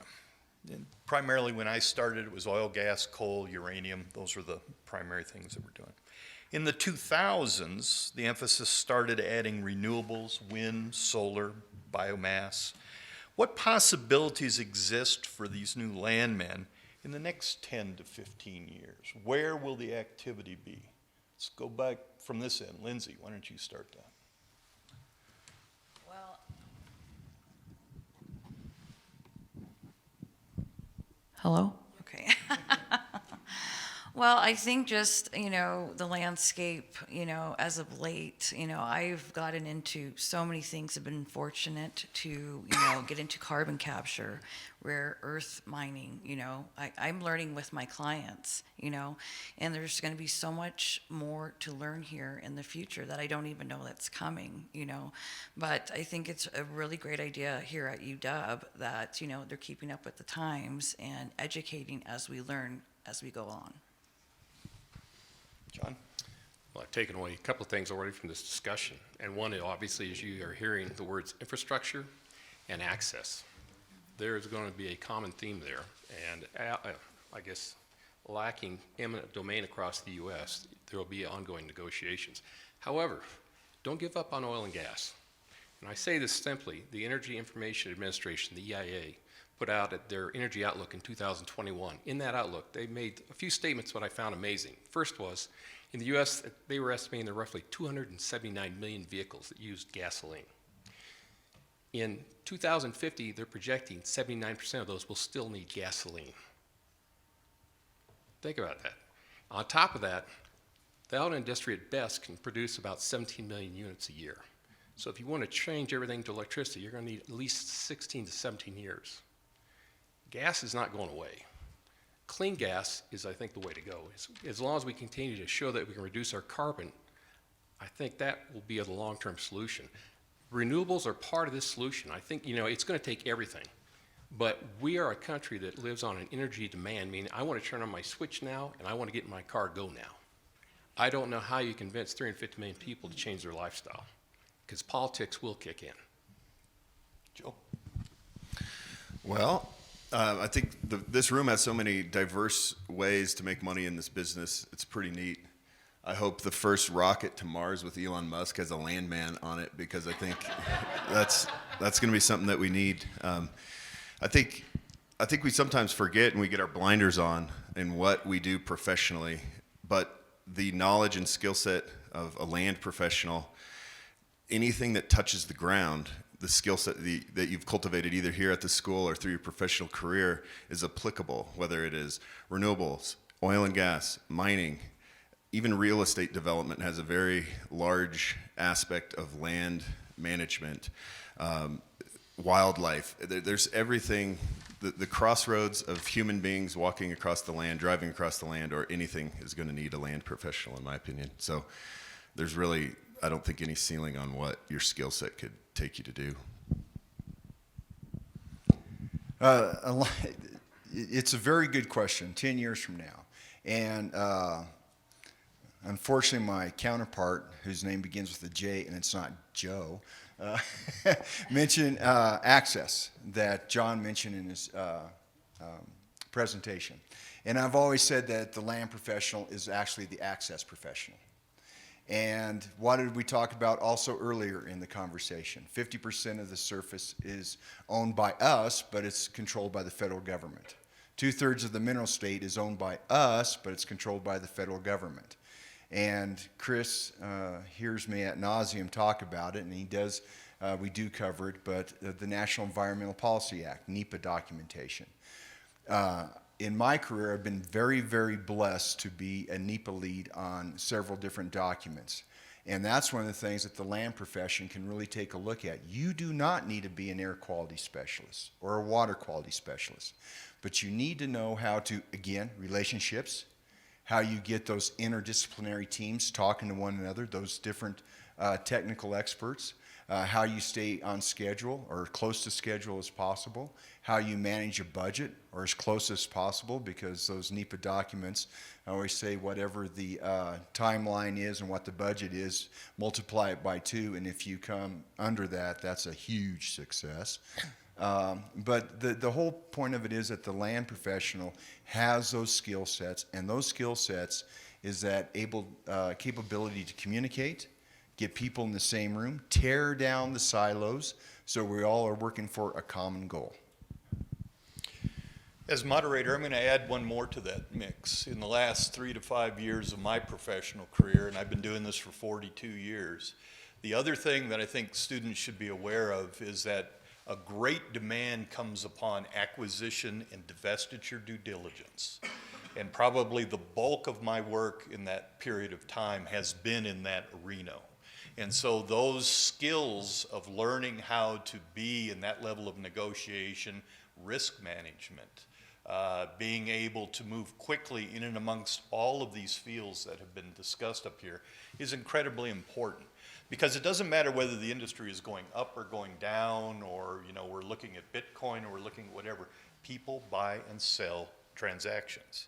And those transactions, whether you're going to be doing core space or whether you're going to be doing anything else, is going to require that level of negotiation. So I'd keep that in your portfolio also. Let's do one more from up here, and then I'll take one from the audience. Let's make an easy one for the panel. If you wanted to be the best landman that you could be in any land management avenue, what one course of study would you recommend that a landman take to strengthen his chances of success? Joe. Chris, I will not mention NEPA again. Finance, because as we see the evolution in this country, especially the state of Wyoming, we've seen it evolve from long-term operators that several of us have worked for, that their objective was to drill wells, produce wells at a profit and sell that. Where it's now we have private equity coming in because they see a business model and all those finance tools. Well, the land professional that's able to talk and understand finance and communicate that with the finance directors that get into it with a predetermined perception of how long it takes. And I always get a chuckle in Wyoming when they say, well, we have a 5-year exit strategy. Well, you might get your first permit by then. But anyway, it's just one of those things that I would say finances that bolt on that would be a huge tool. I'm going to take a two-parter, so forgive me, but I think one of the things the School of Energy Resource already does really well, but I just want to reiterate that when you get into a professional setting, no matter what you're going to do, being able to converse with your colleagues in different technical backgrounds, I think is really important. And forgive me to the engineers in the audience, I think sometimes land professionals and others have a chip on our shoulder because the engineers don't quite look at us like we know what we're talking about. And so being able to digest these technical issues that you're working on a team with and understand how you can apply your professional expertise to them will help you set apart in any professional setting. And I think then when we have to play to our strengths, I would just reiterate that the ability to draft a document or a communication cannot be overstated. And if you rely on other people or you turn in poor quality drafted materials, it's going to knock you down to the bottom, and it's something that you can use to set you apart. I would strongly push project management. Working for a major, project management was goal one. And the only way you can effectively get projects done is you have to fully understand what the other members of your team do. Where I worked, land was kind of the center gear of a multi-gear setup. And we more or less put together, timed, did this orchestrated effort to make sure that everything was coming on schedule. Because it does you no good, for example, in the offshore to have your rig show up if you don't have your permit to drill. Seems kind of silly, but when you go to standby at $100,000 a day, you'll get someone's attention, maybe somebody's job. Onshore, yeah, I think it's even more complex because you have multiple players going on out there. In order to understand what's going on, you have to understand the different roles that everyone at the table has, and they're all important. And I think it's really important, too, to make sure you include as many people as possible in the process. That's why I feel project management is probably one of the key skills that you should have and one that you should fully understand because it helps you understand what the other disciplines do as well. Lindsay? Well, more field trips into a courthouse, into a federal office, into the state office. You know, those are the building blocks for everything we do. That's the base of everything we do. Looking at that index, understanding the instruments, you know, being familiar with the counties. You know, I think more students need more field time in these offices, you know, even running title for chains and such. So, yeah. And I'd take two parts on that, and I'd say one is contracts. You guys hate it, but this program is designed around that aspect of strong contract and property law. Every single document you look at, every single thing you're involved with is a contract or a negotiation of some time. If you don't have an understanding of that and that strength, and you blow those courses off, you've just set yourself back, 100 years.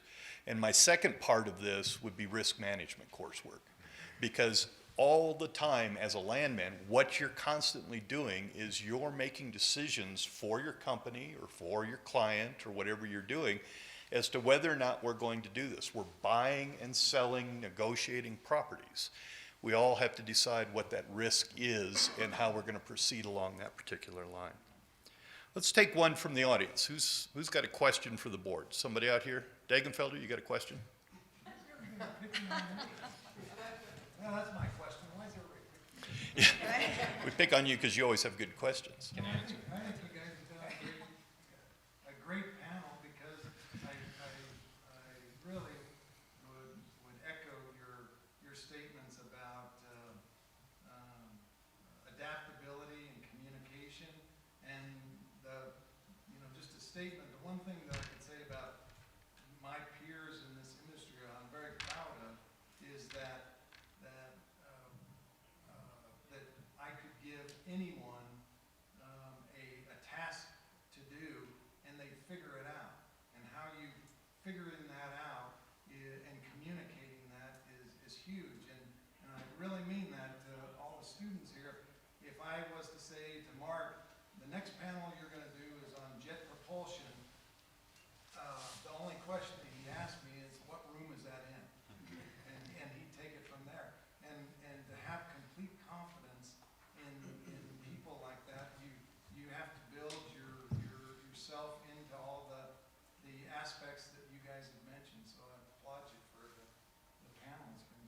Thank you. Any other questions from the audience? Yes? I do. I'll stand so we can see each other. So land administration is my passion. So my question to the panel, especially those who've worked with operators, what can you lend to our young professionals about how you interact with your land administration team, or what advice you can give them to working with their lease and DO analysts?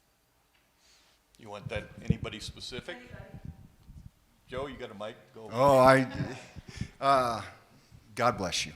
And the reason I say that is because land lease administration and division order administration is huge. And in our business, once we finally drill that well, complete it, we hook it up. One of the things we hook up or put together is a revenue deck. And that revenue deck needs to tie with different leases. And then that revenue deck is submitted to the division order people and the lease administration people. They all work together to make sure that the leases are properly identified on the revenue deck. And that's the cash register. And if that's off, that's where we can have litigation. And it's very important. In addition to that, any of the graduating seniors, and you get a job offer and it's in a lease administration, take it. It's a wonderful opportunity because you're able to see not only how that lease comes in, but to set it up, understanding different schedules that come with it. Of course, as several of us know, rental schedules are pretty much in the past with the exception of BLM and state leases. But you do have other ticklers that are so important on there. And lease administration is so crucial because, as Mark touched on, they are individually negotiated contracts, and the lease administration person is charged with making sure that those nuances of that oil and gas lease is put into the lease administration so the lessee can stay in compliance with that negotiated contract. Anybody else want to add? How'd I do? I have the utmost admiration for lease administration. I found out in my career that they had the full working knowledge, if not even more knowledge than I did of contracts because of their day-to-day work. I did acquisition and divestitures for about the last 5-6 years of my career. And I could talk to the presenters all day long, but you let me talk to that lease administration team, and I can tell you pretty quickly how well the records are and how actually they're represented. Because the A&D team, they pull it together. If you want to do a deal, your lease administration is who you want to talk to. Right. It's a critical part of it. Let's go back and build on our previous speakers, which actually I thought were some of the best I've heard in years. But let's build on that a little bit. When Biden has set up and released 1 million barrels of oil from the Federal Reserve daily, how does that help or harm the industry? Pay attention to the comment about it being involving Landman, not so much the theoretical component. But how does that harm the industry and what does it do to our profession? Let's start with Lindsay. So, I mean, I could sit up here and talk about that for a while, but... You have about 30 seconds.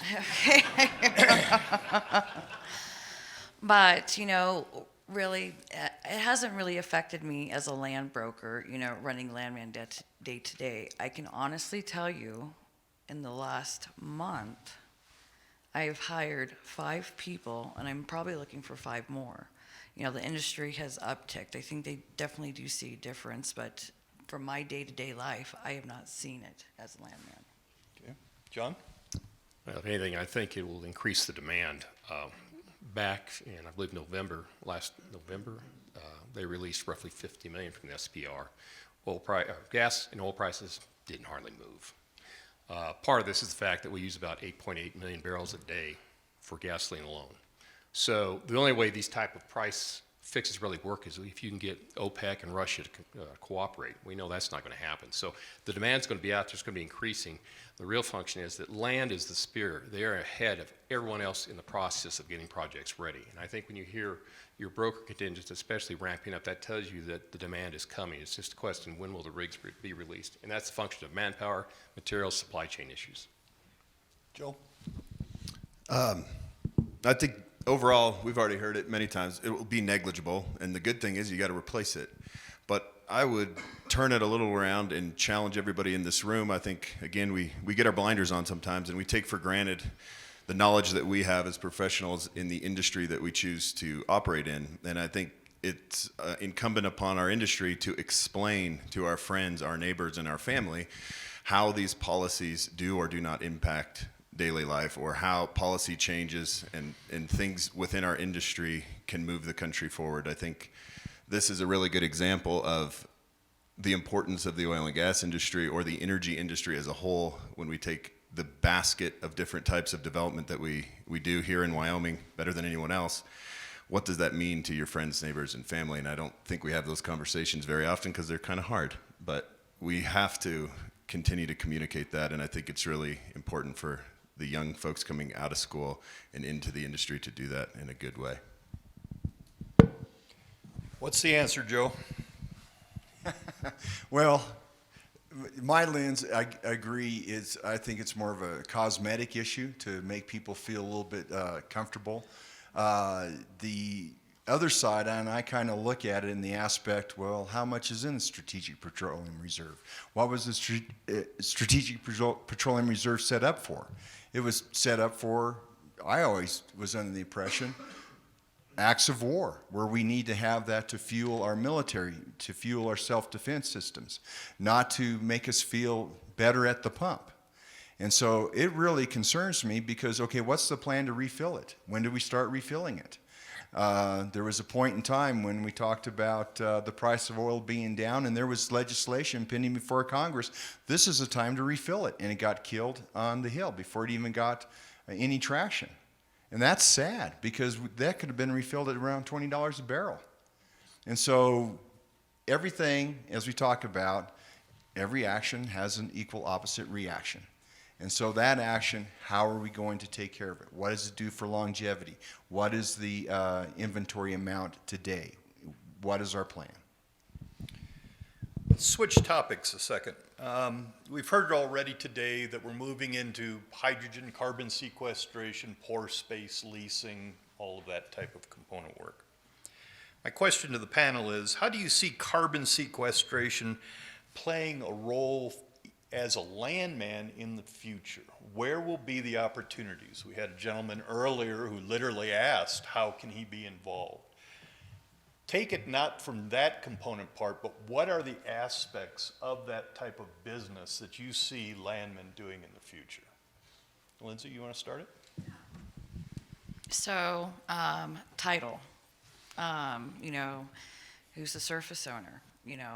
It's a kind of different way of thinking of minerals and oil and gas anyways, So when I'm running title for carbon capture, I'm looking to see what's encumbering the surface, and things like that. You're working with the gross number instead of net.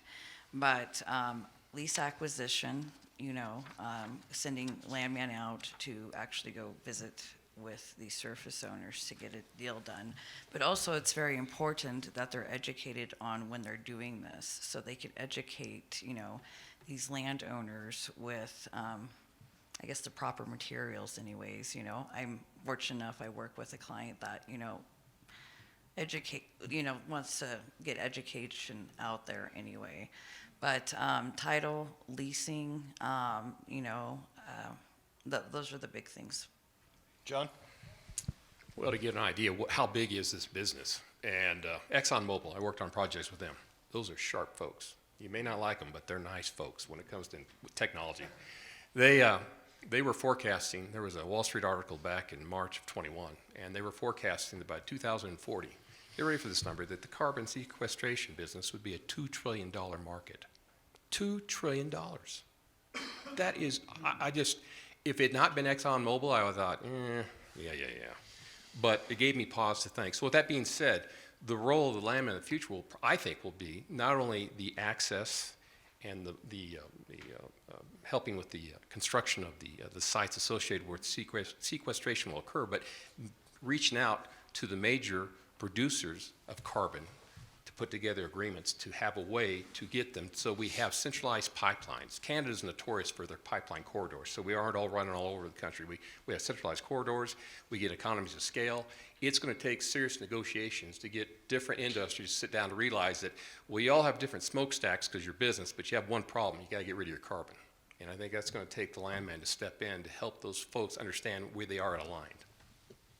Joe?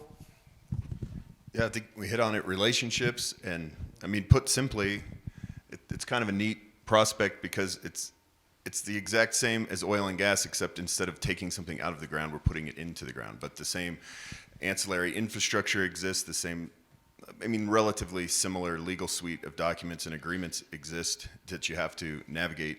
I think an important aspect for the Landman in that role will be balancing the diverse operations that can take place on the surface, whether it be in renewables, existing oil and gas locations, pipeline corridors, transmission lines, agricultural development, and how carbon sequestration can fit within that suite of things. And the conversation shifts a little bit from your traditional mineral owners back to the surface owner and how those existing surface activities will be protected and enhanced within the carbon sequestration developments. So bottom line there is a way for you to still buy cows and run a ranch, and it might be carbon sequestration along that line. All right. Joe? I agree with everything the panelists said. It's going to be that negotiations with surface owners who own the pore space. And just like going out to negotiate a surface use agreement to drill a well. So where do you plan to put your facilities? How big is that facility? How much are you going to pay me for use of the surface? How much are you going to pay me for the use of my pore space? How far is this going to go? What kind of monitoring plan are you going to do? How are you going to protect my water supply? There's just a lot of questions that go along with it. And Lindsay, that does my heart good that your client is helping you with those types of questions, because the more that you're able to have that, and I encourage the face-to-face discussion with the surface owner, and you're able to answer that. And if you're not able to answer it, you know, a lot of people accept, I don't know, but I'll get back to you on that. And so that's one of the things that sometimes as Landman got to be careful of. It's okay to say that and not try to wing it. And actually, Joe, Lindsay, and I, and Mark, and several people have had conversations about Code of the West. And this panel discussion is kind of interesting because one of the things on the Code of the West is talk less, say more. The bottom line of that question is that there's no change. It's exactly the same thing. It doesn't matter what the commodity is. We can sell bales of hay. It will still take the same levels of negotiation. Still got the same levels of things. So don't be afraid of hydrogen or coal sequestration, or core space or any of the other things that we're talking about here, because the skill sets that you're learning right now at this school will carry you through all of those things. But be knowledgeable about what you're talking about. And so learn while you've got the opportunity to learn. Let's do two more questions. I've got a final for up here, but let's take one more from the audience. Sir. I've got one question. I mean, I've worked in government for 25 years, 7 administrations. The one thing guaranteed is change.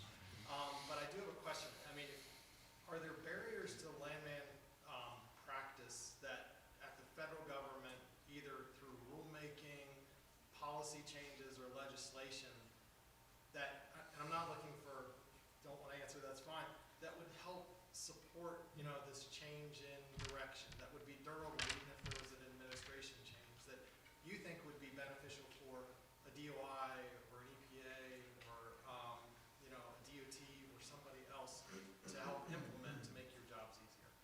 I'm going to usurp that. Jim Devlin, would you answer that question?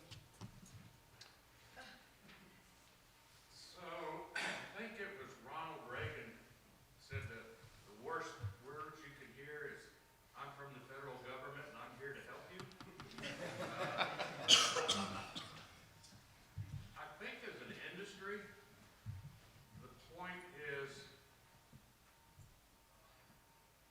trying to be delicate with this, don't get in the way. Let us do our jobs, let the oil and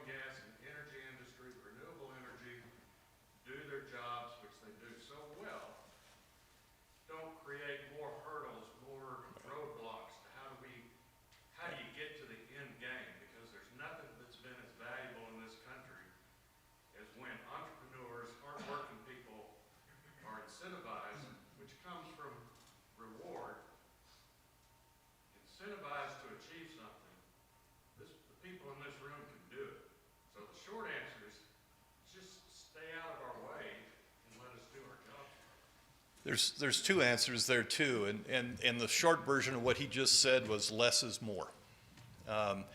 You know, it's the increased amount of regulation, the increased amount of different things that slows down growth and innovation.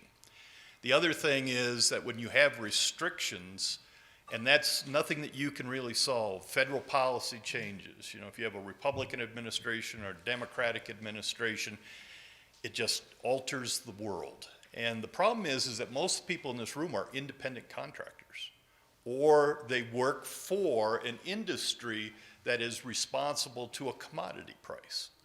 So when we are impeded in doing what we want to do, or being able to work in the profession that we're wanting to do, we have to find another way to make a living. So the problem that we've got right now is that a lot of the people in our profession have left our profession. And we had this major uptick in profession when we started doing all the shale play stuff. Well, the shale play stopped. When you go to negative 30 oil, you know, everybody got out. So all those new landmen that came into it are now working for other companies because they had to support their families. So oftentimes I think the simple answer is less is more. But at the same point in time, once you start setting a plan like you've done, the more you can stay to that plan, because we will rise to what you need. We just need to know that we can rise to that, and it isn't going to change. Consistency in thought is the biggest thing that solves our profession. Okay, last comment, we'll take a break, and then Landman, remember what your challenge was. Okay, I want you to go down the table. We'll start with Joe. I want a free piece of advice. What do you tell this group of landmen that are going out in the world? What's the $5,000 answer? Well, I gotta say is one of the nuggets is ownership. You own yourself. And what I mean by that is that just those simple things that, you know, those golden rules, all those things. There's a reason why cliches stick is because they're true. And when you're a land professional, and I take this very seriously, I had to kind of talk back to a client the other day because they wanted me to do something I didn't want to do because it's my name. And even though they say, well, you work for so-and-so, I don't care. They know Joe Eisnagel, and I'm not going to be attached to that messaging. And presented another idea to them how we can still take care of the issue. So own your reputation, be consistent in how you own and conduct yourself, because that's the primary thing of how you're going to succeed. I think that's really good. I'll build off of it on the relationship side. I mean, this panel is a good example. I've worked with a bunch of people in this room, but I think one of the first jobs I ever got as a kid was like mucking out Joe Eisnagel's garage. And then I washed golf clubs at the Aapl tournament in Sheridan as a kid, and it clicked things about what is cool about this industry, and it is the relationships across the board. And I've been fortunate enough to be exposed to almost every facet of energy development that exists in the state of Wyoming through my career. And the thing that kind of binds everything together, every door that has been opened for me professionally has been opened by a University of Wyoming alumni or a friend of the university.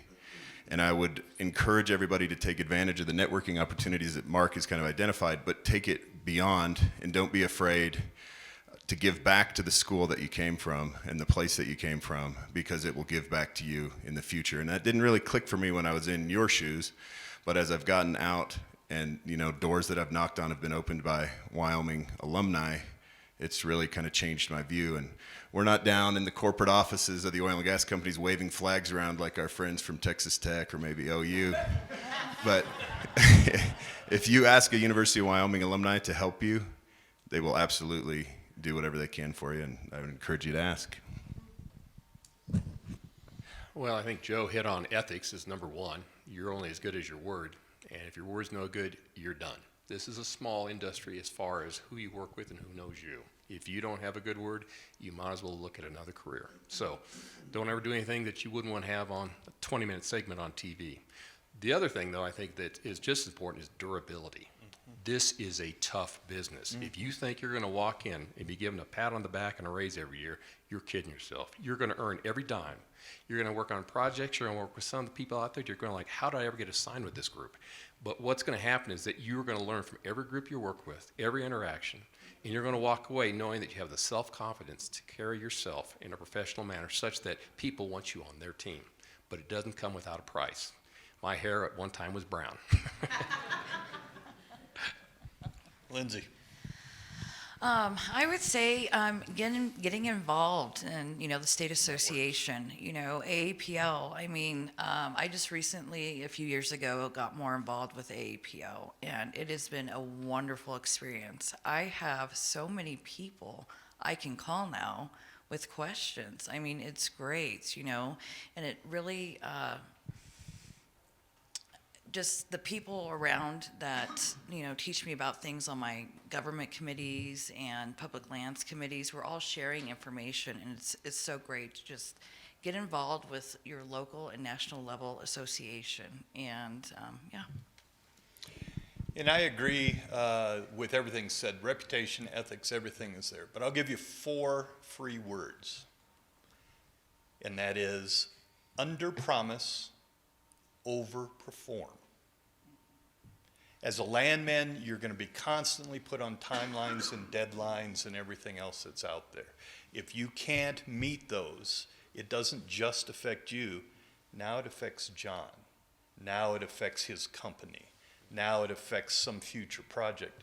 And as he told you, if it's $100,000 a day standby time for the rig, those mistakes make a big deal. So always under promise, overperform.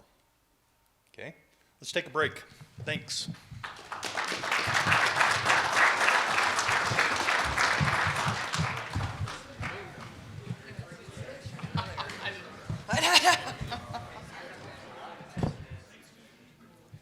So what do you think of the event so far? Is it what you want to see? And I thought it was just, I've been to a lot of these at Rocky Mountain Mineral Law and AAPL, and 2-3 hours you go like, God, kill me, please.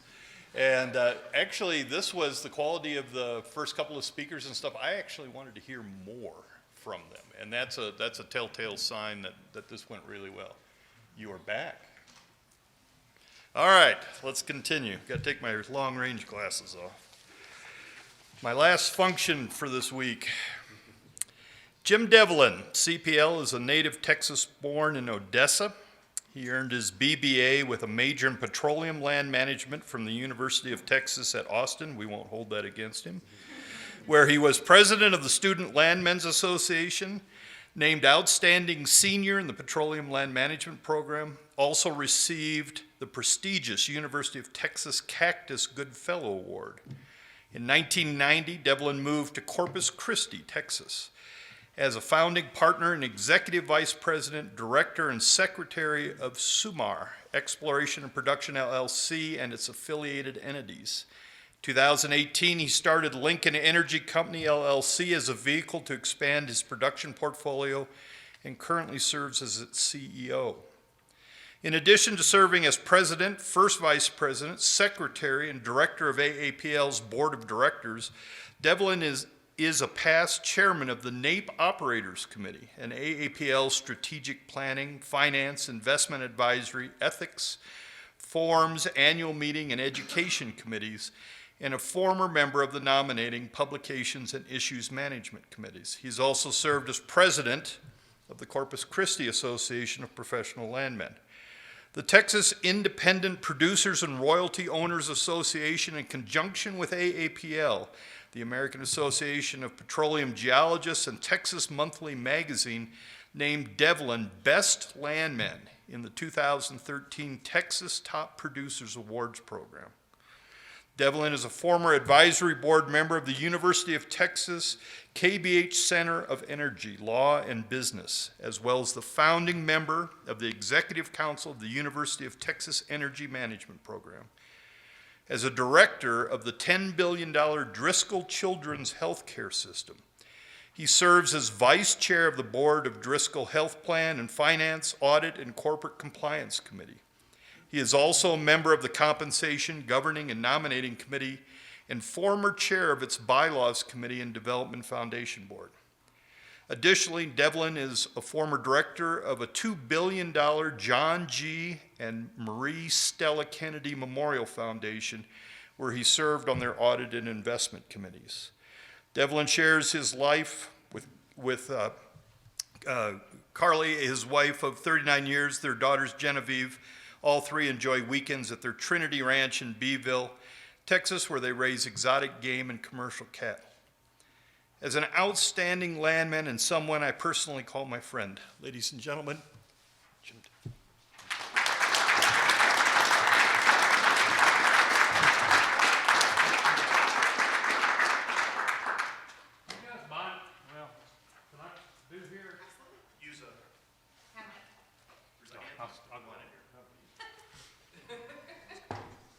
Thank you, Mark. I do want to apologize about that intro. I thought that I had made a deal with Jody Gallegos, who at the AAPL headquarters, that was going to be shortened. And I apologize that you had to endure listening to that. I'm so pleased to be with you guys. We have talked about at AAPL,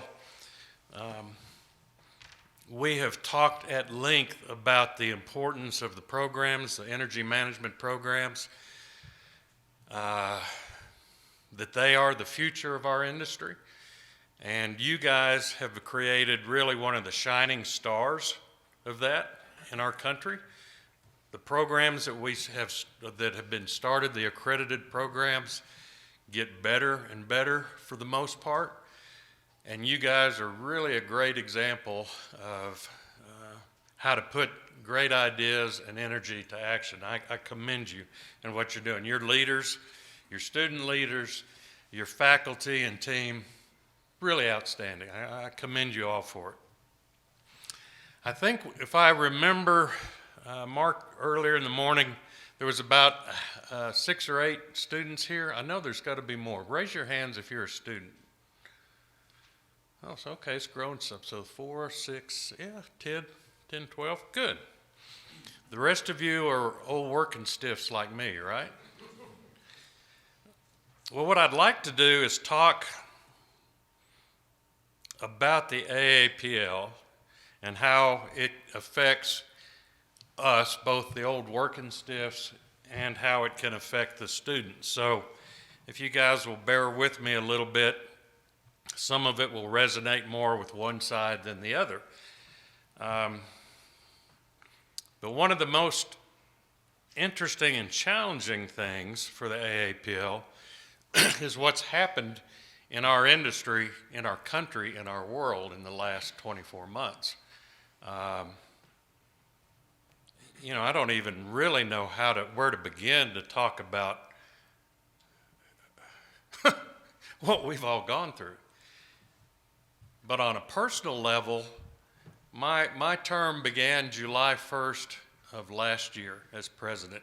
Carl Campbell sitting in the front row as first vice president. Carl will take over the reins as president July 1st in 6 short weeks or whatever it is. In that time frame of 12 months ago, now think about this for a second. 12 months ago, the thought process was, how do we keep our industry from imploding? In addition to that, how do we keep our country from imploding? How do we keep the world from imploding? My gosh, what a burden we as citizens, we as people have been through. Ratchet forward 12 months, and now let's just talk about the industry for a minute. It's booming. 12 months ago, I had written some thoughts down to include in presentations about, don't give up, it's going to get better, you'll be fine, the industry will come back, there's going to be work again in the future sometime or another, because there always is, but don't give up. Throw that away. Right now, it's like if you got a brain and you're willing to work hard, you can get as much work as you want right now. The jobs are out there, the opportunities are out there, the need for the product you create, whether it be oil and gas, renewables, whatever the form of energy you're involved in, the need is right now unquenchable.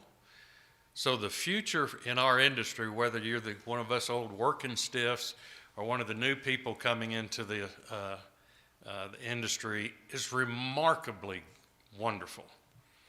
Now, we were talking just a few minutes ago, Jacob and I were talking about the fact that it does change. We all know that.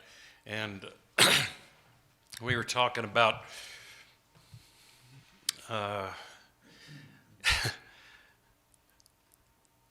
is there more, so I've been doing this about 40 years, roughly. Is there been more boom or more bust? And the answer is yes.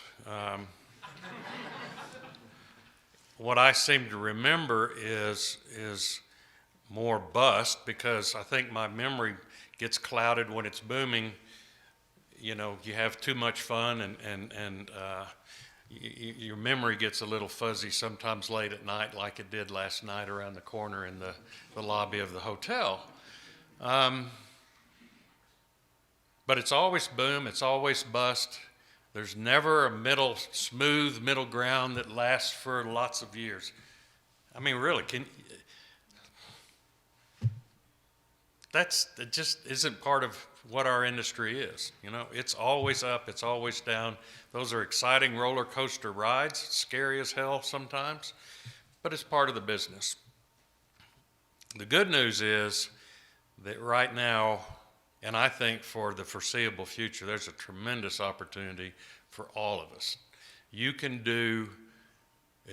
work as hard as you want to right now and be incredibly successful. And the really cool thing that was talked about all morning long, there's a lot of different tracks to take now in how you pursue the energy business.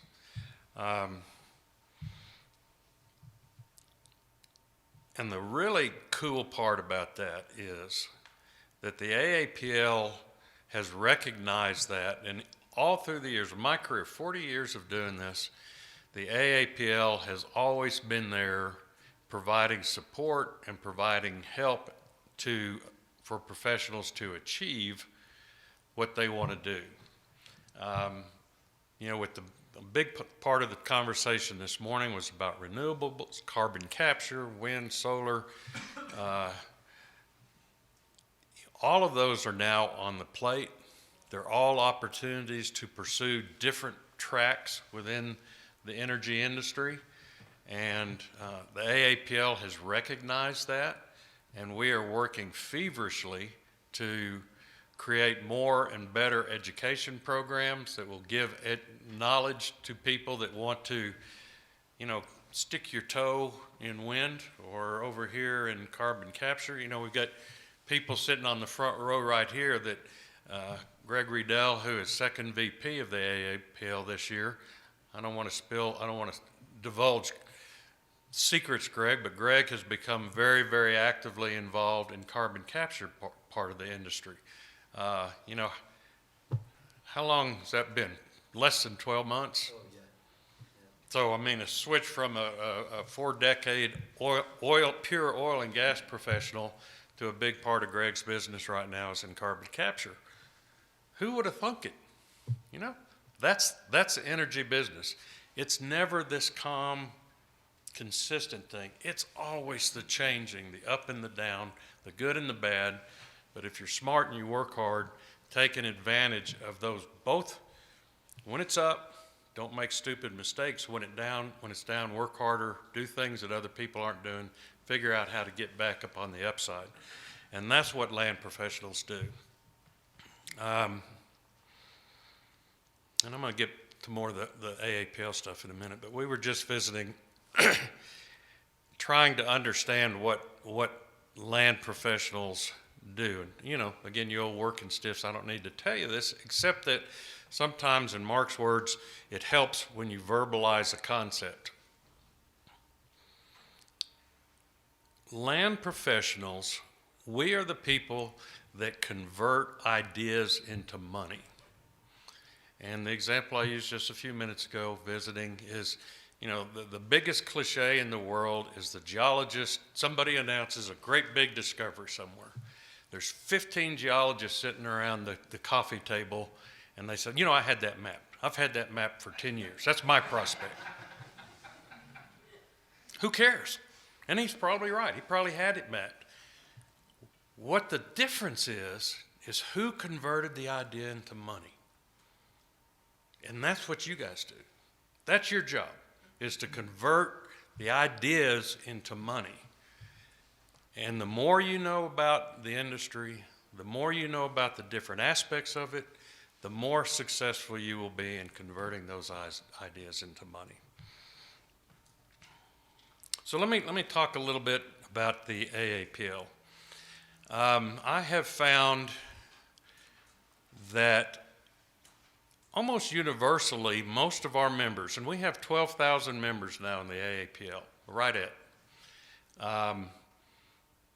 at the peak, we had about 20,000, and that was in about 13, 14-ish, somewhere in there, I think. That was at the peak of the shale leasing booms, and, you know, anybody that could spell it was now a landman, and you know, all that kind of stuff. And I think we are now into what I believe is the sweet spot. I think 12,000 members is probably where we're going to be as an organization. I hope it grows some more, but I wouldn't bet on it. But that's okay. That's a good number for the association. Of that group, 26% are CPLs. About 14% are RPLs, and 4% are RLs, which means, you guys are numbers people, do the math, that means 47% of our members are not certified in any way at all. That's an interesting data point. That means there's lots of room for our members to continue their education, continue their path towards professionalism, and can take advantage of all the great education programs we have, and the recognition and financial value that comes with becoming a CPL. We do, just so you understand, we do every 2 years, we do a compensation survey at the AAPL. It is large enough, the participation in it is large enough that it is officially a valid statistical sample. What that proves every time we do it, every 2 years, is that across the board CPLs are paid more than non-CPLs. That's a statistical fact. So think about that in your careers. Continue your path on professionalism, and always keep trying to get more education, learn more about what we're doing and where it goes. I mentioned that the AAPL, you know, is absolutely embracing every aspect of the energy business. And that mindset started changing significantly about 3 years ago. Under Jay Beaver's leadership, his team recognized that oil and gas really, the energy business was rapidly, aggressively expanding beyond that, and as the land professionals, the people doing the work for all of those pieces of the energy spectrum, we needed to look at it. What that process found was that our bylaws were very restrictive in terms of the definition of land work. I won't bore you with the contractual domino effect of that, but it became clear that we needed to change the definition of land work so that it broadened the scope of people that could be active members in the association, that would include renewables, hard rock, et cetera. It was the intention that everybody in energy would be part of it, but in fact our documents did not actually say that. So we took a stab at changing the bylaws. We didn't exactly nail it. We did another stab last year. I think we did a good job and got that done. The bylaws were amended. And the end result is now that our bylaws that have specific definition of land work, which then allows, under that definition, to be an active member of AAPL, specifically addresses all of the renewables, hard rock, geothermal, nuclear, everything that falls in the energy arena. Our people, our members working on that in those arenas, that's qualified as active land work. Or qualified as land work, which allows you to be an active member of AAPL, and then that's such an important part of how you practice your business. We still have an interesting debate in the AAPL about renewables. There are probably in y'all's world, because it's so clear that it is well accepted, active part of the energy spectrum here in Wyoming and the surrounding areas. There are lots of places in the country where renewables is still a politically dirty word, and there's a lot of very sparky debate that occurs around the bars late at night among our membership about whether renewables are evil or they're, it's a government scam, or, the bad guys, it doesn't matter. They're here. It's a reality. Set that aside. What's important is that they're happening. They're going to continue to happen. You guys this region is a perfect example of it. It's an active, big part of the energy spectrum. And our association has said, we're not interested in that political debate because it just doesn't matter. Our members need to be the ones doing the work for the renewables so that it's done right. And that's the big thing. It's going to happen.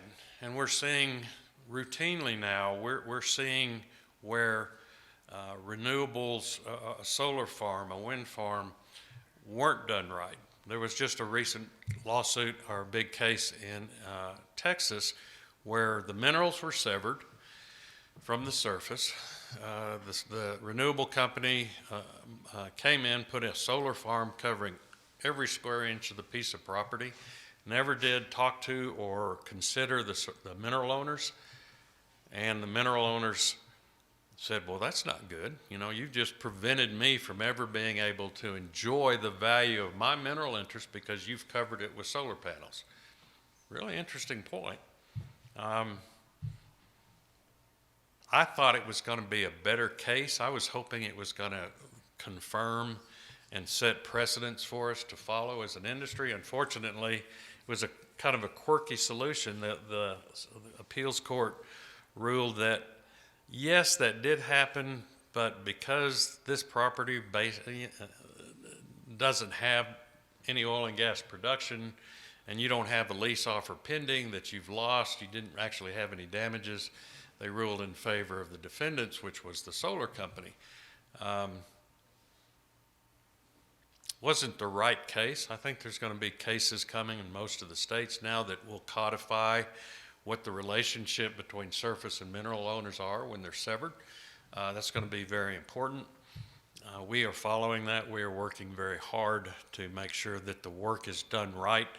You guys are the people that understand the relationship between surface and minerals and the fact that they're severed. A lot of the renewable companies are international companies that have come to the United States. As you well know, the United States is the only place in the world where the Crown does not necessarily own all the minerals. So the idea of a severed mineral interest is a foreign concept to people that are coming into the United States from Europe or somewhere else, and they don't think about it. So you guys are the ones that understand that better than anybody. You need to be the ones that are doing that work and leading the charge in the renewable arena. And we're pushing very hard to make sure that AAPL's members are the ones that do that work. To help with that, we are creating, and I hope we'll be rolling out, it's happened a little bit slower than we had hoped this year, but we expect to roll out under Carl's term in the fall a renewable certificate. It will actually be available that will signify a level of knowledge and understanding about renewable work. I think they're fine-tuning the number of hours required, and it's in the 10 to 15 hour range, I believe, is what it is, how it's working. It won't be a test required. It'll be one of the programs where, you know, you attend a bunch of classes. When you finish and complete this, call it 15 hours of study, you will be given a certificate, which will be something that I think those of you that want to work in the renewables, that will be a +1, you know, on your resume. It'll be real good. Well, heck, it'd be great for you to have the knowledge, which is really what matters. But it'll be a +1 on your resume to be able to tell the people that you do have, you have taken training, you have taken education, and you do, in fact, know what they're talking about.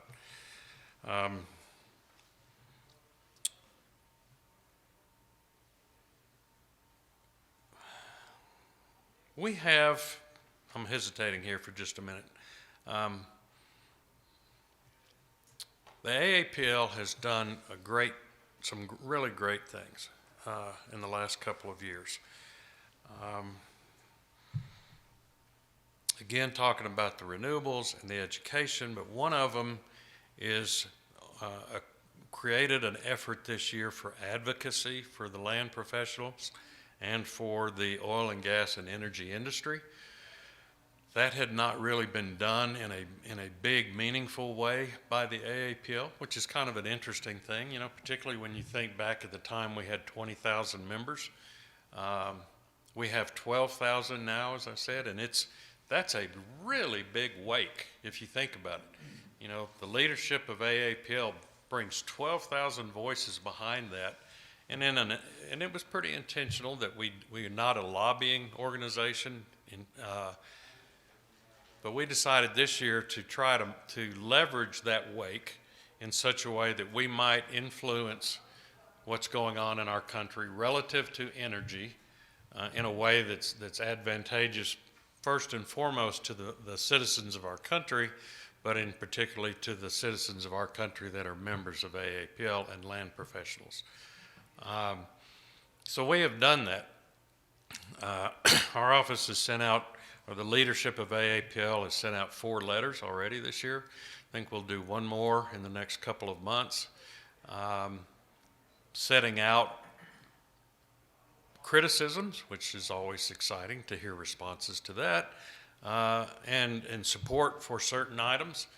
We will continue to do that so that we support and defend your industry, our industry, in such a way that we can make the best use of our time and do the best for the citizens of our country. And that really, it's been very interesting to see the response to those. We have been told, and this is way out of my wheelhouse, I don't know how a lot of this stuff works, but we have gotten very, very high feedback, what's the right word I'm looking for? Engagement's the right word, I suppose, from the people, from the president. We sent the letters to the president, senators, secretary of energy, and the good news is we made a lot of them really mad. And that was exactly what we were trying to do. Get their attention, let them know that there's 12,000 people out there that pay attention to what they're doing in Washington. And when we don't like what they're doing in Washington, we're going to let them know in a positive and constructive way. And that has been actually pretty interesting and effective. In the concept of, let me tell you a little bit more about the structure of Aapl, because I'm surprised how many people don't actually know how this is set up. And it's going to get back to these other points. Aapl actually there's 6 corporate entities that comprise Aapl. Aapl Inc. is the mothership, the umbrella. Under that you have NAPE Inc., NAPE Expo Charities Inc., NAPE Management, Education Foundation, and Landman Scholarship Trust. They are all under the umbrella of Aapl and are managed by Aapl. lots of people in this room probably, yeah, most of the people in this room don't remember a time when there wasn't NAEP. It's just always been there, right? NAEP was started in 1992 with the first NAEP event in 1993. That changed AAPL dramatically. Incredible bunch of leaders came up with the idea, took the risk, forced it through when there was a lot of reservation among our membership and among the leadership about whether or not it would work, and it changed the course of the oil business. And I really, that sounds like blustering, but it's not. NAEP changed the way the oil and gas and energy industry did its business. To go to a place with tens of thousands of people and you hanging your maps on the wall that everybody could see what you were doing with no confidentiality, you're just there and standing there in your underwear going, okay, I want a partner, but you can see all of my dirty laundry. That was a new concept. And it changed how we think of ourselves, how we think of the industry, how we can promote, how much more efficient we can be than if you're selling a prospect, having to go make 50 visits to separate companies to find a partner. In exchange for a day and a half, you're in Houston and you got 15,000 people walk by and look at your booth and look at your prospect. It's a remarkable thing. The other remarkable thing about it is that it changed the course of the AAPL. The results of NAEP and, in fairness, a very favorable stock market is that AAPL is the envy of every, and I do mean every, not-for-profit professional organization. We have financial resources that could only be dreamed of, and I'm going to touch on them very briefly, but not to belabor it. AAPL Inc. has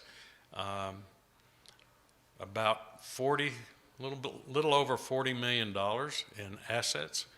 The Education Foundation, which provides support for AAPL's membership, has about $6 million of assets, and the Landman Scholarship Trust has about a little over $10 million of assets in it. That's really important because it has allowed AAPL to wither the last 2 years, the last 2 years. Some days it's withering, let me tell you. We've been able to survive. We're working on budget right now. Carl's working himself to death trying to get our budget finished, which will be presented next week to the Board of Directors. It's tough economic times, but we'll get through that. The great part is the Education Foundation is there to provide education to support for our memberships. That organization provides about $250,000 a year for support, scholarship, for lack of a better word, to our members to take education programs created and delivered by the AAPL. So, and it has a program, I forgot exactly what's it doesn't matter what it's called. Any AAPL active member is entitled to up to $600 a year of tuition assistance if they need it. So there's no excuse for any AAPL active member to ever try to argue that they can't maintain their education credits because it's too expensive. That support is there. Now I'm going to step here for just a second. Now, this is Jim talking now, not the president. If you don't need that support, don't use it. You know, if you got a wallet full of money, don't go get that support. Now back over here. That's a benefit for every member that's in the AAPL. The really great part for the people in this room is the Landman Scholarship Trust. I want to spend just a few minutes kind of wrapping up talking about that. AAPL was created, the idea of AAPL was created in 1955. Is that right? 56. 56. Mark's our actual historian for the association, unofficial historian, among many brilliant things he does. Was created in 1956. 2 years later, after the organization was created, The leadership at that time created the Landman Scholarship Trust to provide scholarships for land students. Now, that was 56, 58. That was 3 years before there was a land management degree program anywhere in the United States. The first one was in Oklahoma in 61, I believe. That tells you how important, how high the AAPL views education, professionalism, and supporting students to come through the programs, because those of you that are students today, if you look at the current AAPL leadership, and I mean the bigger picture of executive committee directors, committee chairmen, et cetera, a large portion of those top leaders in our organization have come through the energy management programs. I would expect that, but it's a fact. And we are here to do that and make sure that these programs succeed. We're not going to hold your hand, but we're sure going to be standing side by side of the programs and do everything we can to make sure you guys succeed. The Landman Scholarship Trust this year will be giving out 3, in fact, Greg chairs that this year. How much this year, Greg? Scholarships? Right around $300,000. $300,000 in scholarships to students at accredited programs at the universities in the United States. It's a big deal. And it's a high visibility, high level commitment by AAPL leadership to make sure those programs are successful. There was another 4 people here, Mark Ackery, who's sitting right over here, and some of the other guys in the room were here doing the accreditation review. Mark, that occurs every 3 years or 5? The accreditation review, 5? Every 5 years, the programs have to reapply to be reaccredited. And they spent, 3 days now, I guess, counting today, right, you guys? So, we take it very seriously. Part of that, too, comes back to the leaders coming through the energy management programs, through the professional programs. And we were talking last night at the bar about why being a member of AAPL is so important. One of the reasons is the push for professionalism, the focus on professionalism, the idea that you want to be the very best that you are, not just another run-of-the-mill somebody. The leaders in AAPL, in my opinion, are exactly those people. They want to be the best people in the room, the most successful. To a degree, they want to make the most money. That's a report card on our professionalism. It's not, and I would argue, don't ever chase money. But if you do your job well, the money will be the reward for you there, and it can be a very rewarding profession. You guys, all you old working stiffs know that. That's not easy. It's pretty hard, but it can be very rewarding. And one of the most important things about being a member of the AAPL, if you are a practicing landman, and Lindsay and I were talking last night,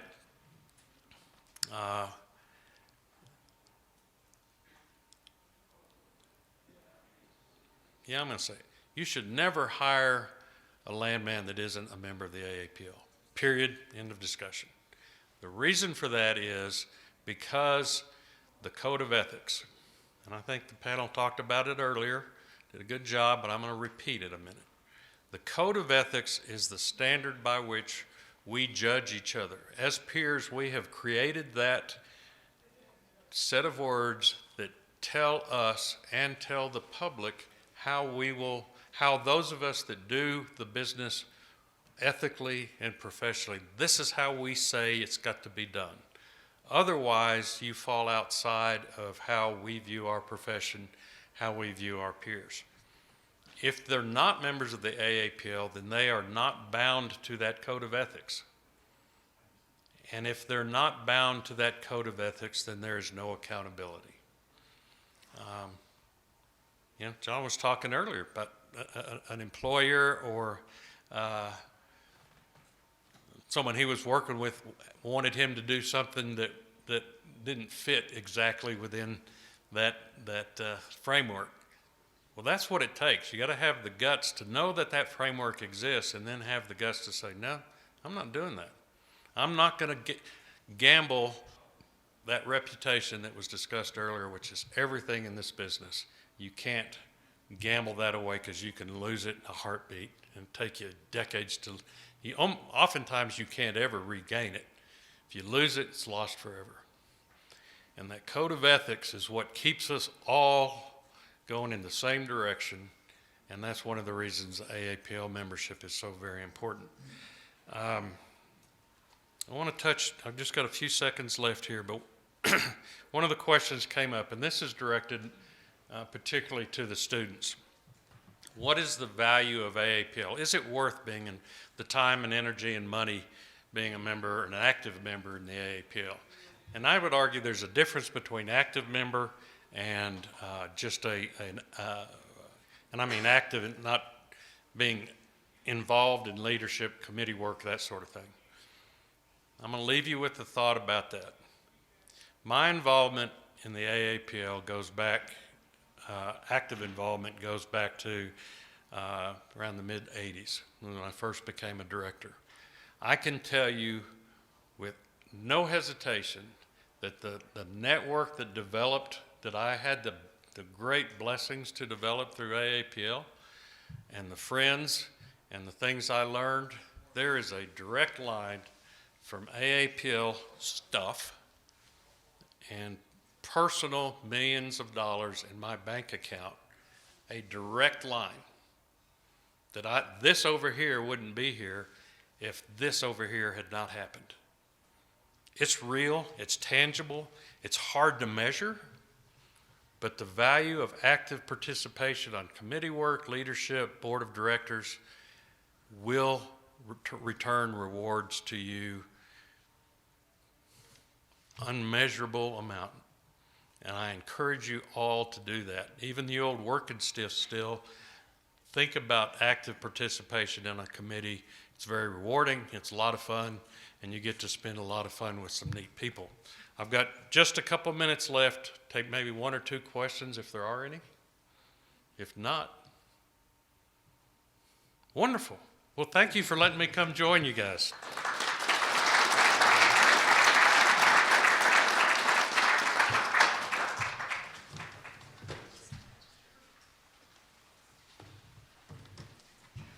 After that, of course, a lovely reminder then, if you need to get more involved with AAPL, you can buy raffle tickets to support our student club to attend the annual meeting in Chicago this summer. So those are out there. Again, over in Salon G, you can also bid on those silent auction items. All of the winners of these will be announced by the end of the day. Next up, I want to introduce our PLM director here for the University of Wyoming, Chris Koski. He joined the School of Energy Resources back in 2017. He is also a University of Wyoming alumni from the College of Law and was top of his class. So you really do learn from the best here at the university. Chris, come on up.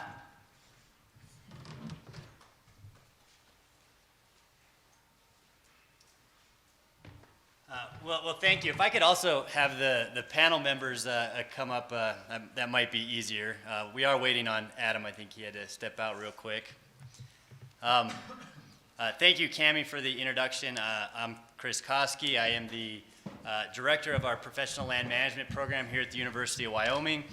And I say this and mean it sincerely. I came from the attorney world. Please don't hold it against me, but and every day I get the opportunity to speak and interact with our wonderful students here. And to me, it really isn't a job in the classroom. It really is fun. So I say that it doesn't seem like work when I'm actually in the classroom. Now, they do pay me for it, so I appreciate that part. But so I did want to make that mention. Also, I want to kind of real quickly say why we're here today. This wasn't my idea. This wasn't Cammie's idea. This wasn't Holly's idea. This was our students' idea. We have the student club, and they basically said, hey, why don't we host an event here in Laramie, Wyoming? And me being the optimist that I always am, I'm like, oh, that's a great idea. Laramie's easy to get to. But really, they had this foresight to say, well, let's bring AAPL out here to actually see our campus, see what we do. And really, our students, this event was because of them.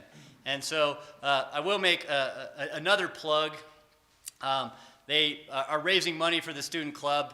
That's why they have the silent auction items. AAPL donated a complete pass to the annual summit here in June in Chicago. AAPL donated a NAEP pass here for February in Houston. All raffle tickets, you can put your raffle, win one of those, so thank you for AAPL. Those funds will go to our student club. Eli did want me to let you know, our drawing for the raffle and the items will be at 12:30, so kind of as we wrap up this panel. So if you want to sneak out, I won't hold it against you and to donate to the club. This panel, it really was an honor for me to be able to come and introduce. It's generically titled New Opportunities for the Land Profession. And I think one of the things we've heard from every speaker today is that the land profession and what is land work, AAPL's told us, it's an all-inclusive approach. And really, we at School of Energy Resources, we take that to heart in the way we educate our students. My students have probably heard this multiple times, but I'll tell you. Back when I was studying engineering, I was in electric power. My electric power professor said, Chris, well, mostly to the class, we were talking about electric generation, and they said, we probably won't see any more natural gas electric generation. This is about 2003, 2004, because it's too darn expensive. And obviously, prior to folks like the McMurrays, who we have a building across the street named after, and other people around the country that said, let's look at new ways of completing wells to reach these tight gas. And what happened to the price of natural gas? It went way below the $10, $12 an MCF that we saw back then in 2003, 2004, and then became, hey, it makes a lot of sense to generate electricity using natural gas. It makes a lot of economic sense. So where I'm going with that is I can't predict what type of energy we'll be using in the future. We can kind of tend to guess, but technology can change like this. And what I tell the students is, it doesn't matter the source of energy, and all of you have said this today. To me, land work is land work. The same exact principles that apply for oil and gas, wind, solar, they all require land. They all require, to me, the same background. You got to have negotiation skills. You got to have a legal understanding. They're going to require the use of land. So this panel is really fun because we have three panelists that are looking in what we kind of say are non-traditional, landman areas, right? But now AAPL said, no, these are landman areas. And each one of these individuals is a trailblazer in an area that doesn't necessarily have a lot of established precedent. So for them, it's got to be really, really fun to kind of blaze this trail. And so it's my honor to introduce this panel, and basically they're going to help educate me too. And so I'm going to, basically the way it's going to work is we'll give each panelist kind of 20 minutes or so to introduce the area, and then when every panelist is done, we'll have some Q&A time at the end. So hopefully that works for everyone. But so real quickly before I get into the individuals, so we're going to have a panelist to talk about carbon capture and underground storage, someone that's actually working in that realm. Someone to come talk about cryptocurrency mining, which 2 years ago, 3 years ago, how many of us were thinking that would be a big use of land? And then obviously renewables, just massive explosion. So with that, I want to introduce our first panelist, and that is Cody Wagner with Tallgrass Energy. Cody is a senior land agent and right-of-way with Tallgrass, leading Tallgrass Energy's land efforts supporting carbon dioxide sequestration and related activities. Mr. Wagner has nearly 15 years of energy infrastructure experience with the past 8 years spent at Tallgrass Energy managing the acquisition of property rights and land entitlements for oil, natural gas, and water pipelines, crude oil terminals, wastewater, disposal wells, and natural gas storage operations. Mr. Wagner's prior experience includes upstream, subsurface, and surface landman functions at both Anadarko Petroleum and ConocoPhillips in exploration and development projects across Wyoming and Colorado. Mr. Wagner holds a BBA in energy management from the University of Oklahoma. So with that, it's my honor to introduce you to Cody Wagner. Thanks, Chris.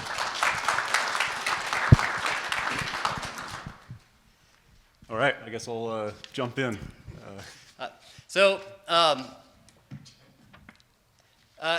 I kind of prepared some questions for Cody, and I guess I just kind of want to start out, and I kind of already said it, a brief overview of your background and how that's kind of led into some of this carbon capture work that you're now working in. Yeah, well, appreciate it. I'm absolutely an oil and gas guy to the core, but I have true belief in all of the above energy sources, and see that's the way our world is going. I can say, being at Tallgrass now for going on 9 years, we have a very wide suite of energy infrastructure assets, predominantly in midstream and transportation. That asset footprint has provided us with a very great opportunity to move into this energy transition world. So we talk about CCS, and where that started would be based on some of our projects that we're looking at in this blue hydrogen world, and so as a component of blue hydrogen, which is using natural gas as a feedstock and converting that to through a process you can break out and be left with the hydrogen as an energy source, but you have to capture that CO2 and sequester it in deep formations in order for that to qualify as blue hydrogen. So when we started looking at this, and it's been probably a year and a half ago, I was kind of involved in these initial conversations and thought, man, this pore space thing is looks like it could be kind of a big deal. And so I started studying up on it and did a lot of Googling. That's my main education in CCS. Fortunately, that led me to the School of Energy Resources, which had been doing a lot of work. There were some individuals at the school that had been studying this stuff for years. I started reading a lot of these papers, publications that have been done, watching videos, and we're in the heart of COVID when I'm getting into this, and again, fortunately, the School of Energy Resources continued to host webinars and put those out. It was very accessible, so I have to credit most of my education on CCS to the University of Wyoming and being on the forefront of this. So I think to the point of talking about, as many of the panelists have said throughout the day here, it's land work. It's you're doing the same thing. Now there's definitely different technicalities to it, a different little education level that you have to acquire, but at the end of the day, you're still doing the same. Contract drafting, you have to read and interpret contracts as well as be able to to think through what the potential issues may be and pitfalls to your project, and where the roadblocks may be, and as was mentioned earlier too, minimizing risk to our project. So it's been a education process. I think as I said, about a year and a half ago, started working on this. I can very proudly and excitingly say, we're doing it, we're executing. So we're going into our acquisition of pore space rights right here in Wyoming. So we have multiple projects that we're moving on, and we'll see what pitfalls we step into as we go along. But I think some of the key points is surround yourself with with great professionals.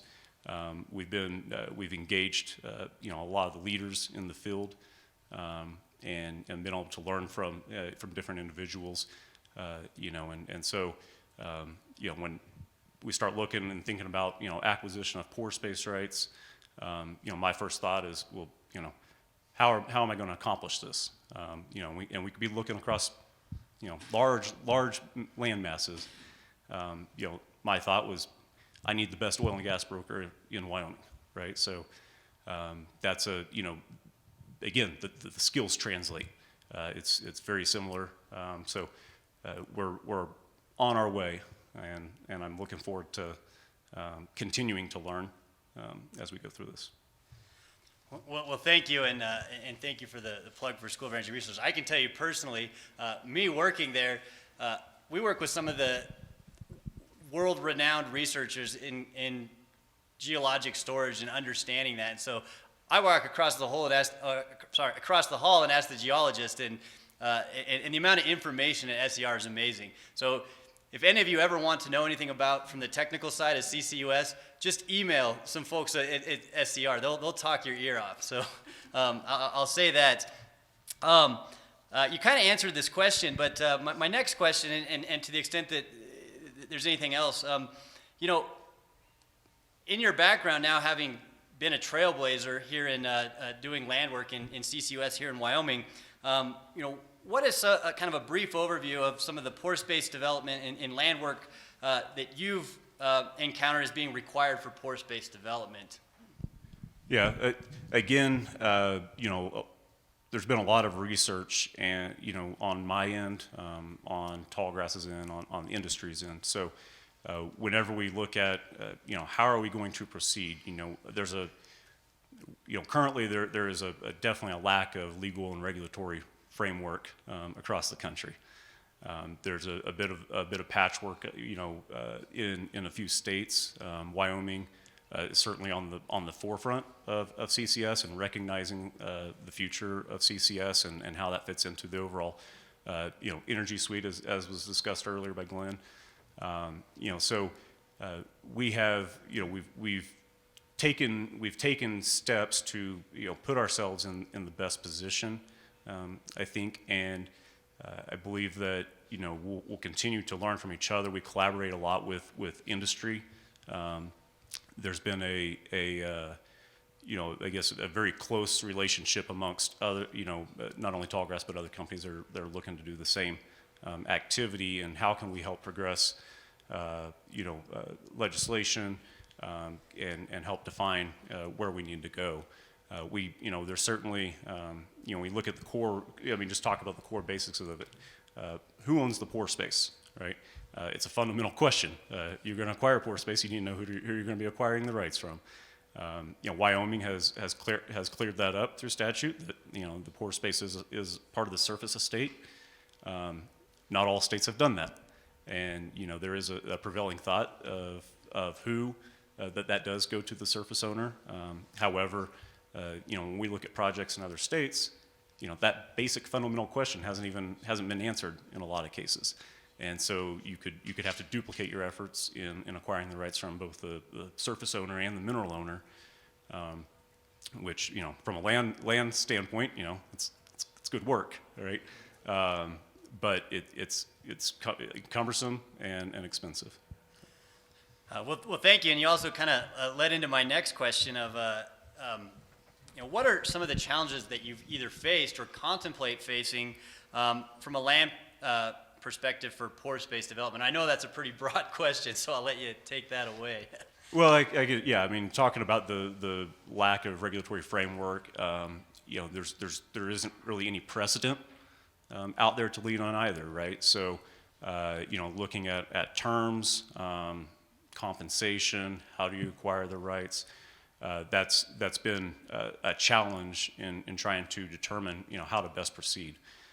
Again, there's been collaboration with industry, and we're able, especially as Landman, I've been able to utilize my network and get in touch with other folks at other companies that are doing the same thing, and we've been able to have a lot of great discussion about things that we're seeing in our area that we may individually be working in.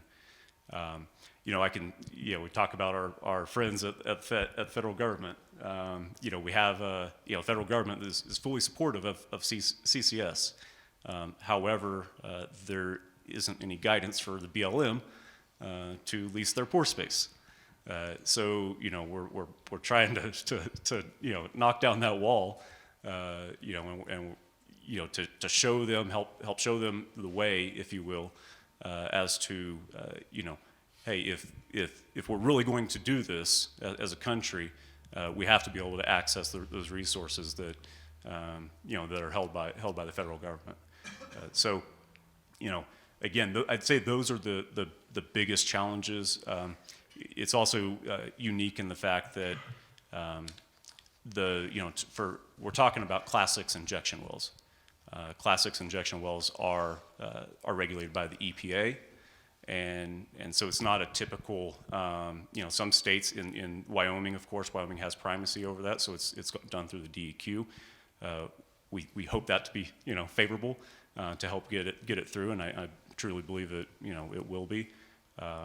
However, when we look at the crossroads, in Wyoming, for example, again, DEQ has primacy over the Class 6 process, but we also have an option. We're trying to amalgamate a large acreage position. We look at unitization, a pooling action. Wyoming has statute to support that. However, that authority goes to the Oil and Gas Commission.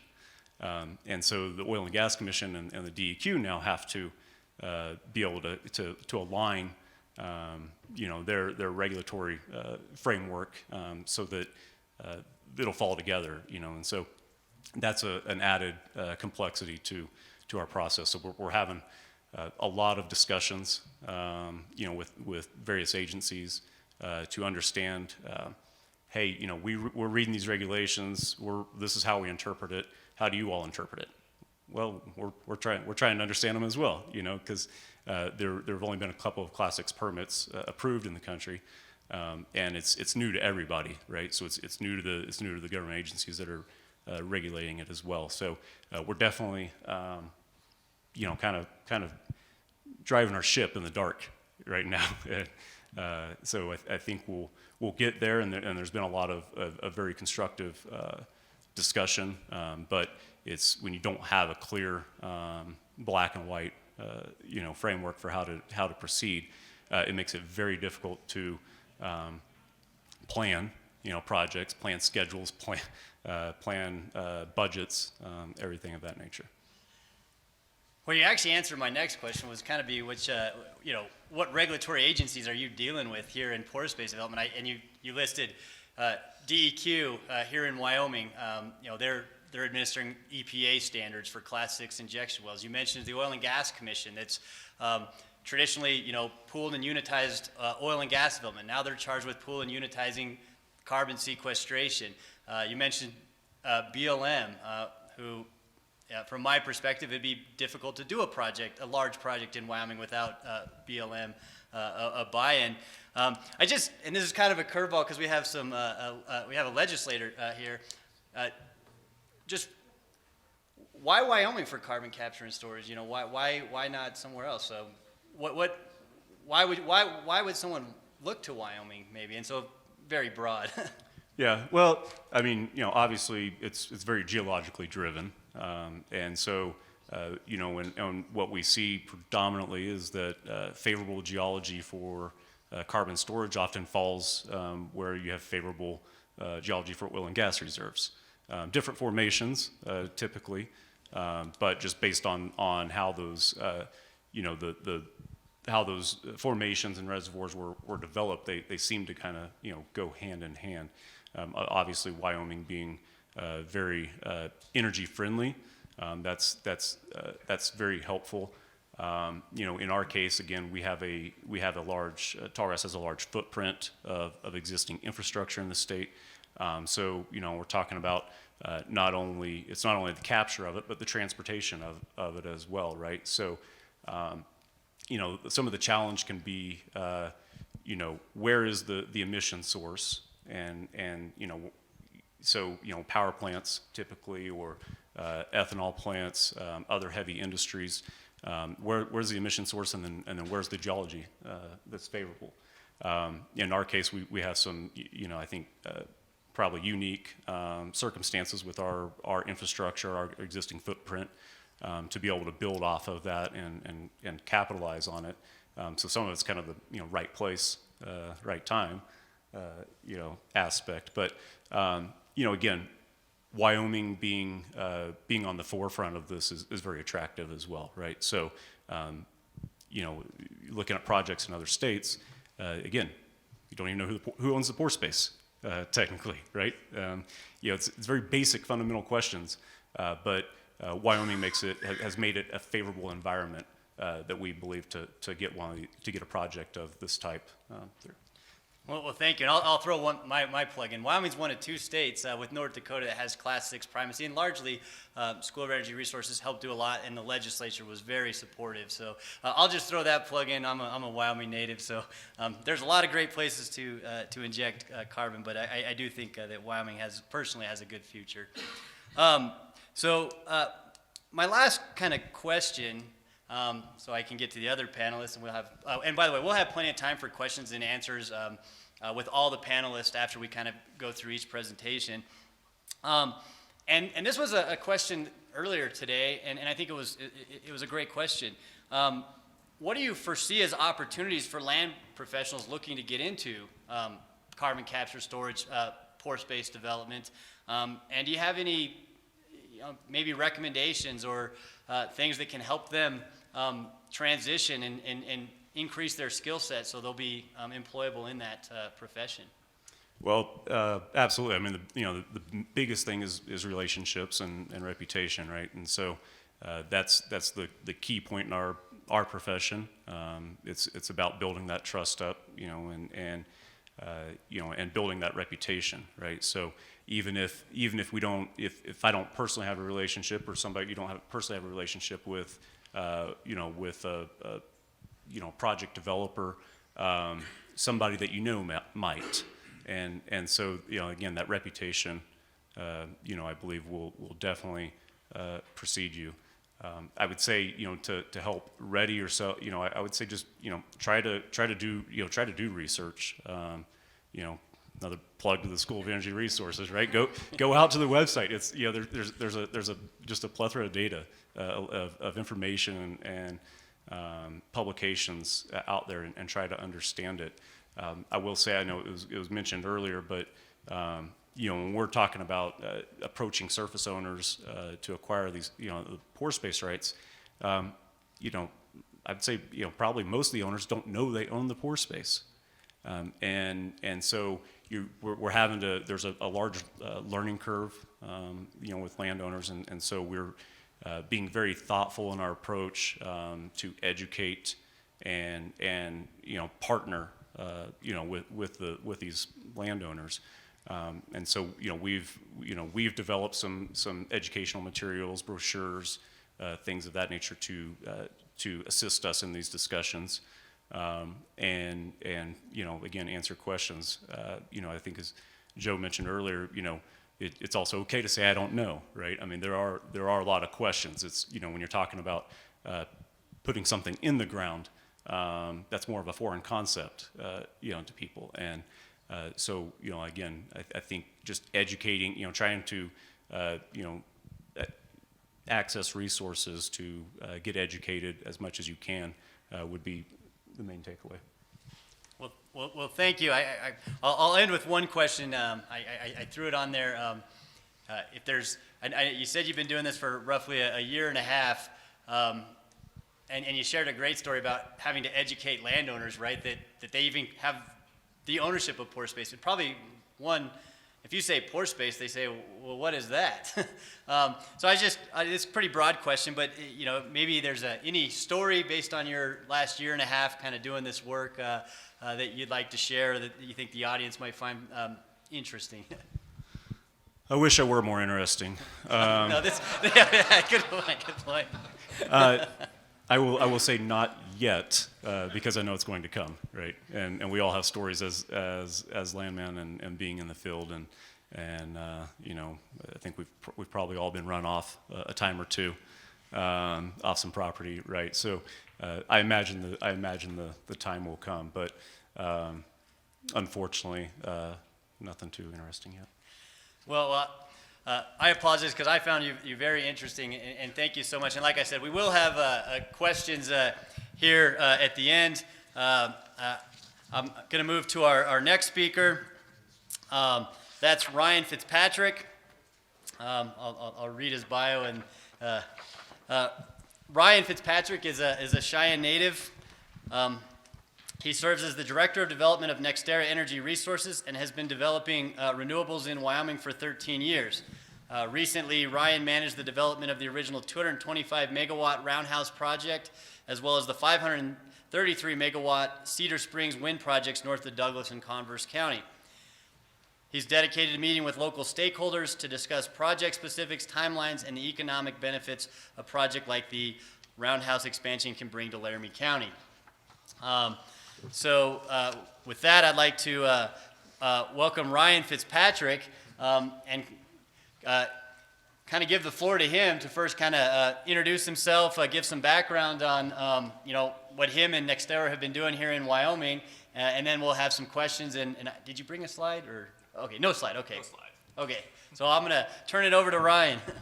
Thanks, Chris, and thanks everybody. I really appreciate the invitation to be here. This has been a really cool conference. I may as well address this up front and get the cat out of the bag. I'm not a landman. I'm an imposter. So I'm a developer. I'm a renewable developer. So some may think I'm an imposter already at a landman conference in Wyoming. But anyway, been working in renewables in Wyoming now for 13 years or 14 even maybe. It's all blending together at this point. And I've been mistaken for a landman in my career a fair amount. I have a lot of kind of landman adjacent experience throughout my career in development in Wyoming. I've sat in a lot of living rooms and you know, negotiated a lot of land agreements and spent a lot of time in the courthouses and stuff like that. So I've got some of that experience, so I could maybe play a landman on TV, which is probably a nicer way of saying that I don't really know what I'm talking about compared to everybody else in this room. But we did bring a couple landmen from Wyoming or from NextEra as well, so they could probably speak a little more directly about some of the renewable landman experience with Todd and Dessa sitting over there. They're wearing the NextEra logo, so maybe afterwards you can go pepper them with some questions as well. So NextEra Energy Resources is a subsidiary of NextEra Energy, and NextEra Energy is the world's largest generator of energy from the wind and the sun. We're also the world leader in energy battery storage, and we're based in Juno Beach, Florida. And there's two main subsidiaries to NextEra Energy. There's Florida Power and Light, which is a large rate-regulated utility in the state of Florida. And then there's NextEra Energy Resources, where I work. That's the development side of the house outside of the state of Florida, where we develop wind, solar, and battery storage. We've got pipeline developments. We've got some natural gas. We have nukes just around the country. We're more actively engaged right now in the development of wind and solar and storage, as well as hydrogen, especially out in the western United States. Here in the state of Wyoming, as Chris read in the intro, in 2000 we built 758 megawatts of wind generation in Wyoming in 2020. It was nice timing for that, given what happened in 2020 with the state's economy. And so the counties where there was a lot of wind development that year were happy to have it, especially with the sales tax revenue that came in. There were 3 counties that had wind energy installations in 2020, and those were 3 of the counties with sales tax revenues that were not in the red that year. So we developed the large wind project between here and Cheyenne in 2020. That was 225 megawatt Roundhouse project, as well as the Cedar Springs projects north of Douglas, which were actually right in the middle of a very active oil and gas field, and so I've worked with a number of folks in this room in making sure that we are, accommodating each other's use of the land when it came with the oil and gas development as well as the renewable development. I thought it was an interesting story from Mr. Devlin earlier about in Texas about how the solar developers just took over the land without any consideration for the mineral rights. That sort of mineral estate and severed mineral estate in the states where that would apply, that's really high on our risk checklist when we're evaluating projects and making sure that we're accommodating that and through a number of different means. But when it comes to solar development, that's where it's particularly important, because solar development is very different from a land needs perspective than wind. And so where basically the surface is kind of reduced to a single use. It takes up less space in as far as, we'll throw out some numbers here. 100 megawatt wind farm would maybe utilize 10,000 acres. Large space, but it actually only disturbs about 2% of that land. And so the rest of the 98% of that 10,000 acres could then be used for any other existing use for, agriculture or oil and gas development or pretty much any other existing use that you can think of. Solar, for instance, a 100 megawatt solar project might take up one section of land, but it's going to use that whole section of land, and that's going to be the use for that land during the life of the solar project. And so there's kind of trade-offs, and being able to talk about the impacts and the positives and negatives of what goes on with the different forms of renewable development. What's cool in Wyoming is that there's an abundance of renewable resource. We know that, and we're going to experience a lot of one of them today with the wind blowing so hard today. But Wyoming is a great spot for renewable development, and it always has been. I think that the landowners have always really embraced the approach from renewable development. There's a lot of history here with the extraction industry and oil and gas, so none of this is really foreign to landowners. There's a lot of overlap between kind of how we communicate with landowners when we're working on all this, and so Wyoming's always been a great location for renewable development. Kind of getting to my work, where I kind of had some experience, Landman adjacent a little bit. I always find that we don't have any projects without land anywhere, so it is the absolute foundation of what we do when we're trying to build a power plant somewhere. The foundation is to be able to secure the land. And if I'm ever training developers in our company or anything along those lines, the first thing that I have them familiarize themselves with are the land agreements, and understanding the land agreements, make sure that they're getting some more interaction with the landowners associated with this. And, like I said, we do have landmen that work for the company that will have a little bit more interaction face-to-face when they're securing land for our power plants. But as far as the developers go, that we have no project without the land agreement. That's the most foundational piece of a contract that we have for any of our projects anywhere in the country. And so it's really, really important to make sure that you have that understanding of what goes into securing the land agreement and having the whole legal background and understanding the contracts. So yeah, happy to be here.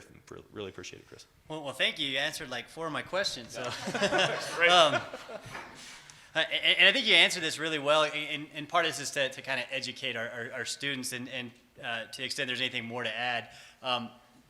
When Nextera wants to cite a project, I assume it takes quite a while from the idea stage to implementation stage. Where does the land work kind of fit in on that stage? And what's generally the land work that a land professional would be doing? And is there any community outreach, or is that a different function? So this is mostly, for our students that are in the program that get to understand what they might be doing here in a short year or two. You bet. No, I appreciate that question. So the land piece is probably second in our process. So first we have to find a location with opportunity, right? Where's, okay, we're pretty big shop and we have some cool tools that kind of tells us where the wind blows hardest and, you know, where we might run into fewer environmental concerns or things along those lines. Where are the best locations from a transmission perspective to locate a project and be able to inject generated power into the system? And so as we're kind of looking through some of those prospecting types of tools and locating the areas with the best opportunity, that's then when we'll engage our land team to start reaching out to landowners. And there is a lot of community involvement as far as, especially when you're moving into a new area where there hasn't been any renewable development in the past. The renewable industry isn't just a baby anymore. It's not brand new, but it's still new to certain parts of the country, and it's new to certain parts of Wyoming, for instance, that you know, there's some people have been sniffing around. There's been a couple waves of real kind of, hate to call it a land grab, but that's kind of what it is for renewables. There's been a couple waves of that in Wyoming over about the last 15 years. And so it's good to be able to get some sort of kind of a public meeting going where you can help answer some of the questions, you know, the good, the bad, and the ugly. You know, every project has impacts. I think that was stated by somebody earlier. Every proposed project has some sort of impacts, and we want to make sure that people understand exactly where the good, bad, and the ugly are with any of these projects, and how we can help minimize, hopefully, the bad and the ugly as we work through these projects. But yeah, there's a lot of public education that does take place, especially in those locations. And then if there's more established kind of renewable development areas in Wyoming, for instance, you know, there's a lot of wind in Carbon County. There's a lot of wind in Converse County. It's good to be able to help landowners connect with other landowners that have had maybe more experience with wind, or there's not a lot of utility scale solar development in Wyoming yet, but be able to talk about what they experienced, what were the good and the bad and the ugly of their experiences with wind energy, and being able to connect people to help educate everybody. You know, we obviously have you know, kind of a financial interest in trying to promote a project in the area, so I want to make sure that there's somebody that's an unbiased party that is able to help talk about some of these things as well to the landowners. It's just all about building trust and educating and making sure that people understand what's going on and what we're actually proposing in the state. Well, thank you. One other question. You know, what are some of the regulatory challenges, or perhaps even opportunities that the renewables industry might face that might be somewhat unique to the renewables? You know, particularly maybe based on your experience here in Wyoming, is there anything that we can do to help further encourage renewables development from a regulatory standpoint? Well, there's a number of different regulatory kind of nexus, I suppose. You know, there's an awful lot of permitting, and there's that goes into these things. It also depends on whether you're locating your project on private property or on federal land or public property. So there's kind of a wide range of different out. You know, if you're on federal land, of course you're going to go through NEPA, and that was mentioned. I think most people in the room are pretty familiar with NEPA, and so that kind of adds a whole new level of complexity to it. But generally speaking, in Wyoming, I have found that from kind of a regulatory standpoint, Wyoming does it pretty well. As a matter of fact, we take the Wyoming Industrial Siting Act, for instance, which dictates a kind of the large construction and environmental permit that wind projects or large industrial facilities, wind projects and solar projects have to secure before we start construction.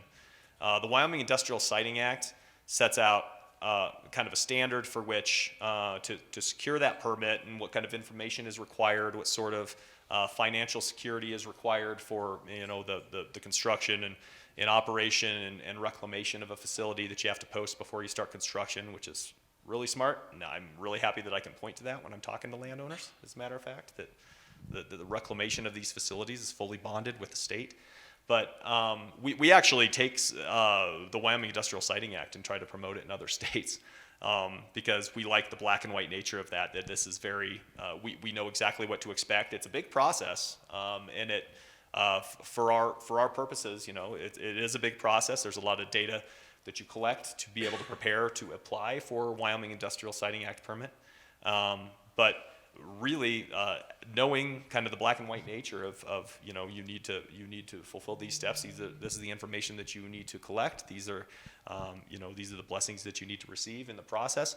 That's been really helpful for us in Wyoming, and like I said, we hope that other states kind of adopt a real similar type of permitting strategy. And we've suggested that in other states that we do business in all over the country. So.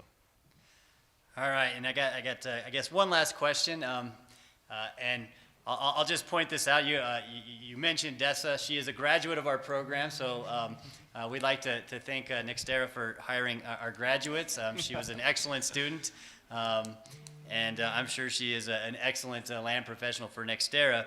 So on that, what do you see as some of the opportunities for land professionals looking to get into renewables? And for our students, what can they be doing now to help attain a career in the renewables with a company such as Nextera? I appreciate that. Yeah, Dessa's awesome. And I'm also a graduate of University of Wyoming, but this program didn't exist when I wish that it did when I was going to college here. But Dessa is she does great work for us here. Fantastic landman, and one that I really trust, and I think that she got a lot of great experience and a lot of great education here at the University of Wyoming for sure. And that's a big deal is being trustworthy. Not just it is very important to me as a developer where I've got a project and we need to secure some land and we need to make sure that we're doing right by the people out in the community. Being trustworthy is and accountable and reliable are the highest measure. It is so important in this profession, and it's important for me to trust that Dessa's doing just a great job as she is out there, and that what she tells the landowners and the community and the public, she's going to be able to follow up on that, and it's. That's the highest measure of what you can do is making sure that you're not. A lot has been said about this already today, but it is so important. It's not all just about always getting the signature, and you have to be trustworthy, and you have to not be full of it, and that is the most important thing that you can take out into the field to be successful. When it comes to specifically to renewables, it's a growing industry.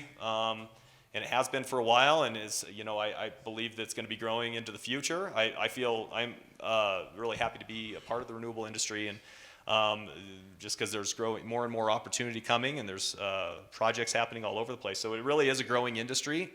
Really, I would say the skill set when it comes to being able to be a landman in the renewable industry is not vastly different from any other extraction industry at all. In Wyoming, it's been a great blessing for us to be able to work with landmen in Wyoming that may have background in oil and gas, and it is not any kind of a great leap to learn what we're doing in renewables.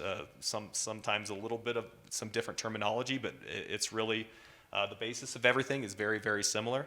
It's also been great in Wyoming in actually building projects is that there's so many synergies with a lot of the industry in Wyoming with oil and gas, and when we're under construction on a project, it's great that we can actually use, there's kind of a lot of comment about, sometimes when renewable projects are going in, they're just bringing in so many out-of-state contractors, nobody's using any Wyoming contractors or something.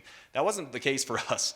We were able to use a lot of in-state contractors as well, so because there are a lot of synergies with the work done in the oil and gas field and that goes with the construction of our projects. So it's not just with Landman, but it's also with renewables. So it's a growing industry. Please come talk to us and talk to Todd and Dessa, and if you're interested in renewables, and we'd be happy to talk to you and help you learn more. Because I asked Cody, I'll have to, before we get to the Q&A session, are there any stories you'd like to share from the land perspective, interesting or not? Interesting or not? What I think is fun, and probably without getting into too many specifics, is that what you do have in Wyoming a lot, with a lot of oil and gas development around the state, there is a lot of overlap. So you need to be able to work with everybody. It is in the interest of everybody, I suppose, especially in keeping the landowners happy, to make sure that we're working well together and that we are accommodating each other's use. And frankly, it makes so much more sense for the landowner too. You're minimizing the disturbance on their land by being able to share roads and certain bits of infrastructure out on the site. And so it makes a ton of sense to be able to work with across industry and work together. But I've always kind of found it fun when we're working with being able to kind of share stories, and I guess internally with about certain landowners. Not about, but everybody kind of has those, right? That there's some characters that you run into in different ways of different stories about interactions with those folks. And I'm looking at some folks that I've worked with in the past on some of these stories, and so that's just kind of a fun part of the work, and sharing some of those stories where we're working together to try to get to a common goal. But we've had some similar bumps along the road, I suppose. So. Well, thank you, Ryan. And like I said, we'll have a lengthy Q&A session here. We'll go to our third speaker, and I'll introduce him. Adam Sarvey, Executive Vice President, and I'll make sure I say this right. J or Jai Energy? We said J. J, okay, so J Energy LLC. Adam's currently serving as the EVP of Business Development for J Energy LLC. It's a Wyoming-based Bitcoin mining company. Prior to working with J, he served as land manager to Thunder Basin Resources, which was a Powder River Basin operator. His experience in the land profession extends over 10 years, working Wyoming and Colorado with various exploration and production companies. Adam has served in various leadership positions inside of the Wyoming Association of Professional Landmen, and he's currently the acting vice president. So with that, I'm going to let him take it away. And now, Adam's actually in a really interesting area where it probably, he needs to educate me a little bit on what is this process. And so I think he's going to have some PowerPoint slides to kind of aid him. Oh, we have a clicker. Perfect. I'll just hand it to Adam if that's the best. Yeah, thanks, guys. It's always great to be here. I'm a Wyoming native. I grew up in Casper. My family was not involved in oil and gas at all growing up, but I went to college actually in Montana, came back, and it just happened to be 2010 when Chesapeake and a few other companies were trying to kind of find any able bodies they could in Wyoming and turn them into landmen. So I knew a few good friends that were landmen at the time. It seemed like a pretty interesting job, seemed to pay well, which was great coming out of college. So I actually started with a college degree, driving to Douglas every day to make copies for about 9 months, and kind of wondering why I was doing this with a college degree. That transitioned into running title, and then getting the opportunity to work with a couple of really great small operators here in the state of Wyoming. So that's my background. That took me kind of up until the last year. Trying to think of anything else to add on that behalf. How I got familiar with this idea, I was actually having dinner with a friend in Denver. He was a landman for a Colorado-based company, and we were talking about our companies, and my company, Thunder Basin, had just drilled an exploratory well in the eastern Powder River Basin that was not going to be easily connected to a gas line. And 2008, we were all still able to flare as much as we wanted to a degree with exemptions, but we knew the day was coming where flaring was going to be, tightened up, and that we weren't going to be able to do it for an extended period of time. He he actually introduced me to a couple of guys that came up with a pretty brilliant idea of using all this really, really energy-rich natural gas that we have all over the West and that was been being burned into the air as a means of a power source to provide the electricity for blockchain technology. I mean, primarily Bitcoin mining, which is very energy intensive. So we connected with those guys, and as far as I know, we were the very first company, potentially in the Rockies, but definitely in Wyoming, to use flared natural gas to power a Bitcoin mining operation. So that was 4 years ago, almost exactly. And in this past year, the big buzzword here in the oil and gas industry is Bitcoin mining, and especially crypto mining, and how you get in, what is it? I mean, if I'm at a party, I probably get asked 20 times over and over, just fundamentally, what is Bitcoin mining? I don't know if we've got enough time to go through that completely here. In a very simple sense, I can give you a 2-minute or 1-minute answer, or give you a 2-hour answer. Essentially, you buy these data servers, which are primarily made in China. Intel has actually just came out with one here in the U.S. It'll be manufactured, but it's a small box. Well, I'll show you guys when we go through the slides. But you get a kind of a square, heavy box, and you find a power source, and you plug it in, and you need an internet connection you plug in. And the very minute that you plug this computer in, it connects to a broad network that is the Bitcoin network. And you contributing your computing power and essentially your electricity, your computer is supporting and making this network more robust and broadening it. And for that, your computer is also trying to solve an algorithm that changes by the millisecond. And every time it's successful, you get paid. That's the simplistic approach to Bitcoin mining. We actually hedge our bets by joining these massive, what's called mining pools, that thousands, hundreds of thousands of computers all join, and they actually guarantee you a consistent daily profit per computer. And so the second we plug these computers in, we're actually generating revenue, which is a pretty powerful tool in a number of ways, especially in the oil field. I'll go into that a little bit further, but that is kind of the simplistic idea of Bitcoin mining. Is you're getting rewarded for supporting and broadening this network and strengthening it, getting paid in Bitcoin, which you can convert to basically any currency you want on an hourly basis, on a minute basis, on a daily basis, monthly basis, whatever time frame you want. Or if you're a true Bitcoiner, you never sell your Bitcoin ever. So that's kind of my background. Well, thank you. And so the next question, I think it probably leads into your slide, is kind of a brief overview of cryptocurrency mining and the land work required for it. Yeah, so a year ago when my partners and I started this company, we were 2 landmen and 1 petroleum engineer. And we saw a great opportunity. Of course, the last 2 years, especially probably the last 8 years, natural gas prices were so low that natural gas was just an inconvenience to all of us operators that were not specifically drilling for it. So we saw a huge opportunity with being in the oil and gas industry, knowing stranded assets, knowing the amount of flare gas, and knowing the price to utilize this as a fuel source. But I think primarily we saw the big challenge for these Bitcoin miners, the true Bitcoin miners, were they just didn't know how to talk with oil and gas industry people. They didn't have the connections. They weren't probably the type of people that would be good in a boardroom or on a conference call. They tended to be a little different kind of people.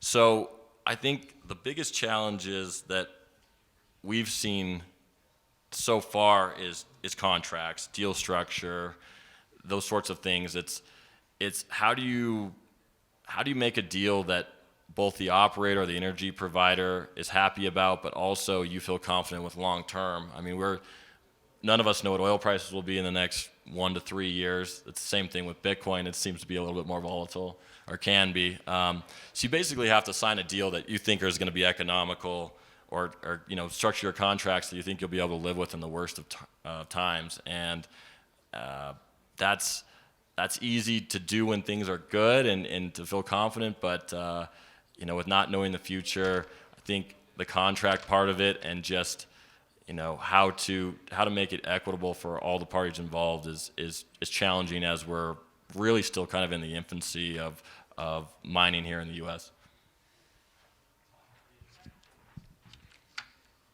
And I think you kind of answered this, but in your current work, how has your oil and gas land background assisted you there? And you did mention that the computer folks, for lack of a better word, weren't necessarily as good at calling up the oil company to say, "Hey, let's strike a deal."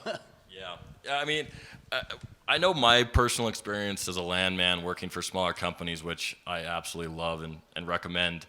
You wear a lot of hats. You're not just doing one thing every day, and I think that's fundamentally what a landman is like a problem solver, and a guy that the engineers or the management comes to you and says, we want to drill a well here, or we need a pipeline out here, or an electric right of way in, and they turn it over to you, and you figure out how to do it and how to do it as cheap as possible, right? So that's so similar to what we're doing in the Bitcoin mining space, is solving problems. How do you get communications to a remote area that you are? How do you structure a deal where the gas price is going to be economical long term? You're also working, when we're talking gas, with you got to turn that gas into electricity, which requires a generator. You're going to be working with generation companies and kind of being a quarterback to pull everybody together. I know in my own personal career, the strategic relationships and the relationships that I've built, I think, pay so many dividends with people inside of the BLM, state lands, DEQ, and then just with inside the industry. I know if you send an email to the state office of the BLM in Wyoming, I've learned that you'll probably never hear anything back. But if you go down there and you take the time to meet them and you do whatever you can, maybe try to take them golfing or do something like that. With each one of these individual groups, you're able to really get the attention on matters that you need in a timely fashion, and that's the key to successful business is getting things done. If your project's going to take 2 or 3 years to do, it may kill the deal. So I think it's so similar in that you're solving problems, you're managing a project, and trying to build relationships. And now in this space, we're working with people in Asia, we're working with people all over the world, or with inside the U.S. that, as an oil and gas person, I would have never interacted with before. Well, great. And you kind of approached the next question, too.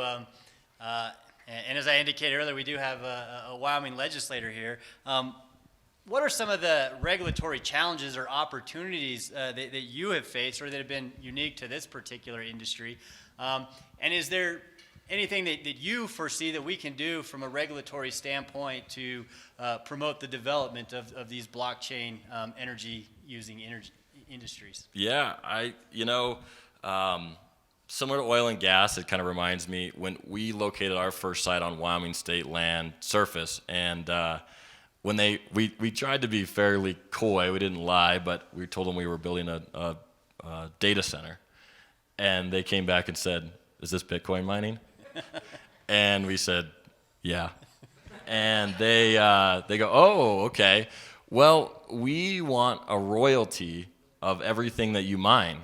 And we said, "There's no other person that's on Wyoming state land surface who pays a royalty. Of course you pay a royalty for the oil and gas if it's state minerals, but this doesn't quite feel right to us." So we got to set some precedent, some rulemaking with Wyoming state lands, because they saw crypto mining as we all became billionaires overnight, which I wish was the happened. It hasn't happened yet, but they actually we got to write some rules with them and make it a flat annual fee written in. But it's that kind of thing where this is an emerging industry, and people are really, I think, going to try to maybe overstep what's right or take more than they're entitled to. So it's kind of hard on that aspect of dealing with it. I think the major person probably that's hurting our industry, or that's scaring especially the bigger companies, the IRS. They don't quite know how to handle this right now. They're kind of making rules on the fly, and that scares certainly larger players who would get into the space. Is on the accounting side, they don't want to get themselves into some get into a situation with the IRS that it's going to be problematic for them. So that certainly is scaring them. We haven't seen any major problems with that. A lot of the way that actually like physical mining is taxed is we're following those rules, and asking for our IRS guidance where they'll give it to us. So that's helping. The federal government is, I think, really going to start getting more involved in regulating crypto mining inside the U.S. There's a lot of people that think it's going to be a major strain on our electrical grid. There's a lot of people who are worried about the emissions or just the power consumption. The Biden administration did release kind of a memo here within the past month, kind of alluding to the fact that there will probably be more rulemaking coming. So in any emerging industry, I think you can expect that yesterday was probably going to be easier than tomorrow to operate. But we, with Senator Lummis and the government here in Wyoming and in other states, I think we feel pretty confident that we've got a pretty good voice in that, and that we can, if we're a part of it, that we'll be able to keep it so that it's still an economic business to have here in the U.S. Well, great. And then for our students, the same question that I asked of Cody and Ryan, what do you see as perhaps opportunities for land professionals looking to get into this industry? Do you have any advice on how they might start heading in that direction? I think there's so many different ways that Bitcoin mining could be injected into oil and gas, whether it's you're working for a midstream company, and Tallgrass actually they're very, very ahead of the game and forward thinking. They're mining Bitcoin off of some of their excess power, I believe. It's not even off the gas, but there's so many different areas where people have an opportunity to mine in their portfolio, and if the Landman is kind of cognizant of that, could really help boost profitability. Or what I see is, put together prospects that are currently, uneconomic because of a gas pipeline that would be needed, or infrastructure that's just going to cost too much, and that's gonna kill the deal. But also, just finding areas where this Bitcoin mining could be combined with like midstream companies or power companies or on their well site. But then, simply if you want to take a gamble, you can just kind of go the old Landman way of trying to put together a prospect. And a prospect would be, find an area that has power, whether that be gas or grid power, substation. Talk to the landowner, get a deal done there, get a right-of-way in place to get that power there, and then go find somebody that wants to buy it from you. That's been kind of a model in oil and gas, especially the Landman done that for a long time. But I think just being aware of all of the opportunities that it could play into your business, even in a renewable sense, oil and gas sense, any energy provider can help, especially with these older generations who are not as savvy or educated about the potential in Bitcoin mining. Well, great. Before we get to the Q&A session that we'll be here. I'll show some Oh, pictures. perfect. You have another question? No, let's go to the pictures. Okay. So I'll show you our site here. This was in July of last year. This is what it looked like. We're out near Wright, northern Commerce County. Looks a lot like a well pad. It's just a big flat surface, kind of on the top of a hill. And we were 3 guys that had never done this before. We had raised all of our capital with Wyoming-based groups. all of them have made their money and live in the state of Wyoming, so that was pretty exciting. And this was our facility before we put anything on it. This is a current day shot of about 3/4 of our facility. You're going to see these massive, they're 1.5 megawatt generators. Each one of those Caterpillars, there's 4 of them there. And then you're seeing 8 of our mining containers. The triangle hoods that you're seeing are the air intakes. Those have like a high quality furnace filter in there to filter out dust and rain, snow, anything. And then what you're not really seeing is our massive exhaust fans on the other side that are essentially pulling airflow through our miners and our mining racks and blowing that hot air out to keep our machines cool. So that's all happened since August of last year, and I can't prove it, but my partners and I, and from the research we've done, believe that this site is, if not the biggest, one of the biggest Bitcoin mining sites in the state of Wyoming. So that's on about 3 or 4 acres. Just give you an idea, the physical footprint is pretty small. It could even be tighter than that if you built a building. This is the inside of our container. Those are all, each one of those boxes is an individual Bitcoin miner or an ASIC computing unit. And they're really not very exciting to look at. You're just seeing 2 fans on one side of them that are pulling the air through. There's 2 fans on the other side, and there's what they call a hash board, which does the actual computing. That's what the air is going over. And these computers will put out about 120, 130 degree heat, each one of them, because they're working that hard. So even when we get down to like negative 10 degrees in Wyoming, our fans are still putting out probably 50, 60 degree heat. Wow. Yeah. So that's a picture of about 200 in there.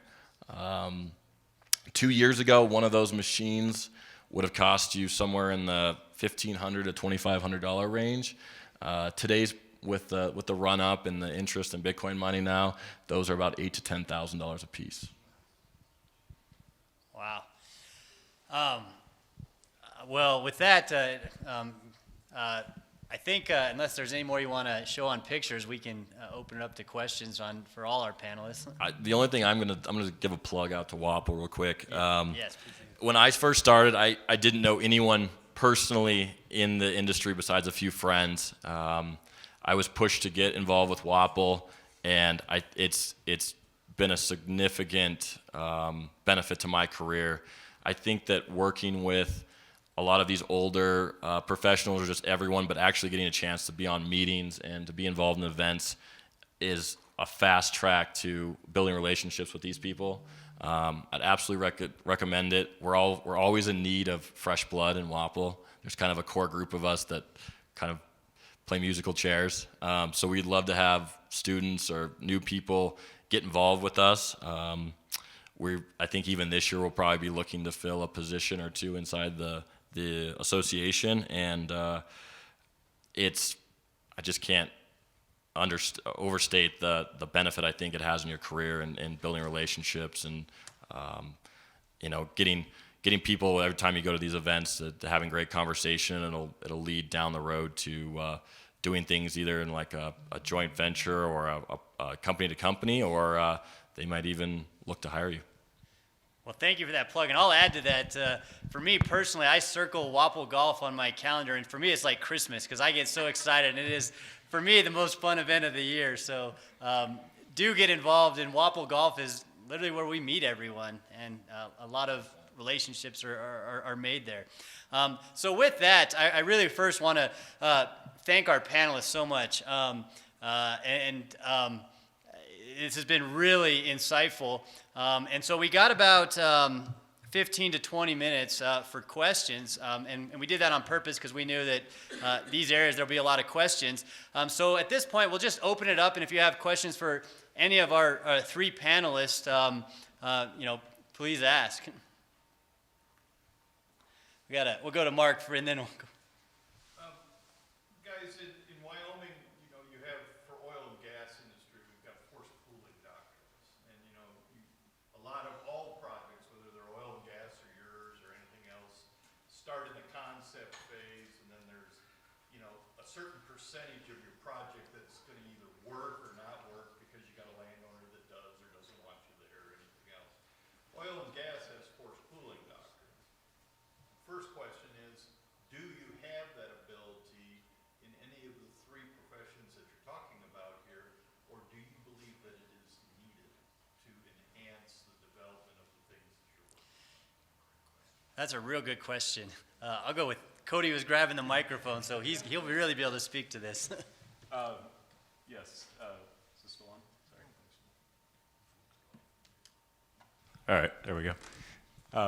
Yeah, so in Wyoming, Wyoming had codified this, I believe, probably 10 years ago, well ahead of the curve.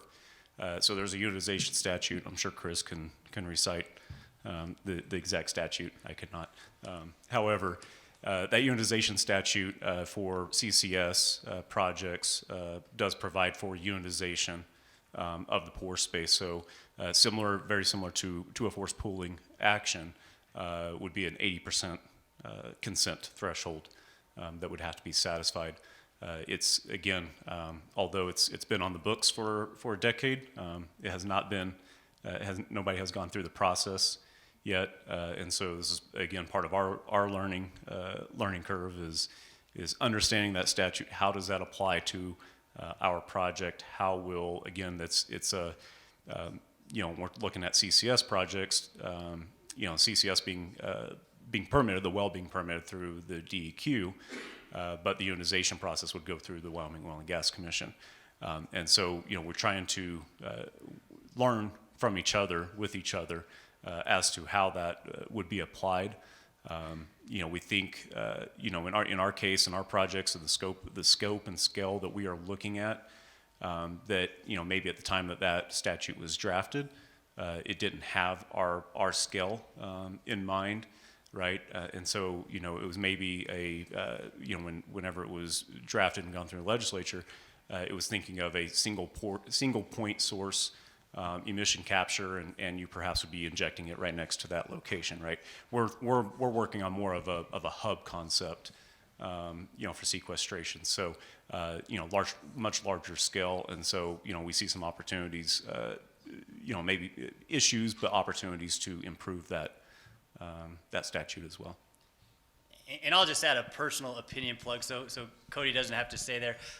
The original unitization statute was modeled off our oil and gas unitization statute.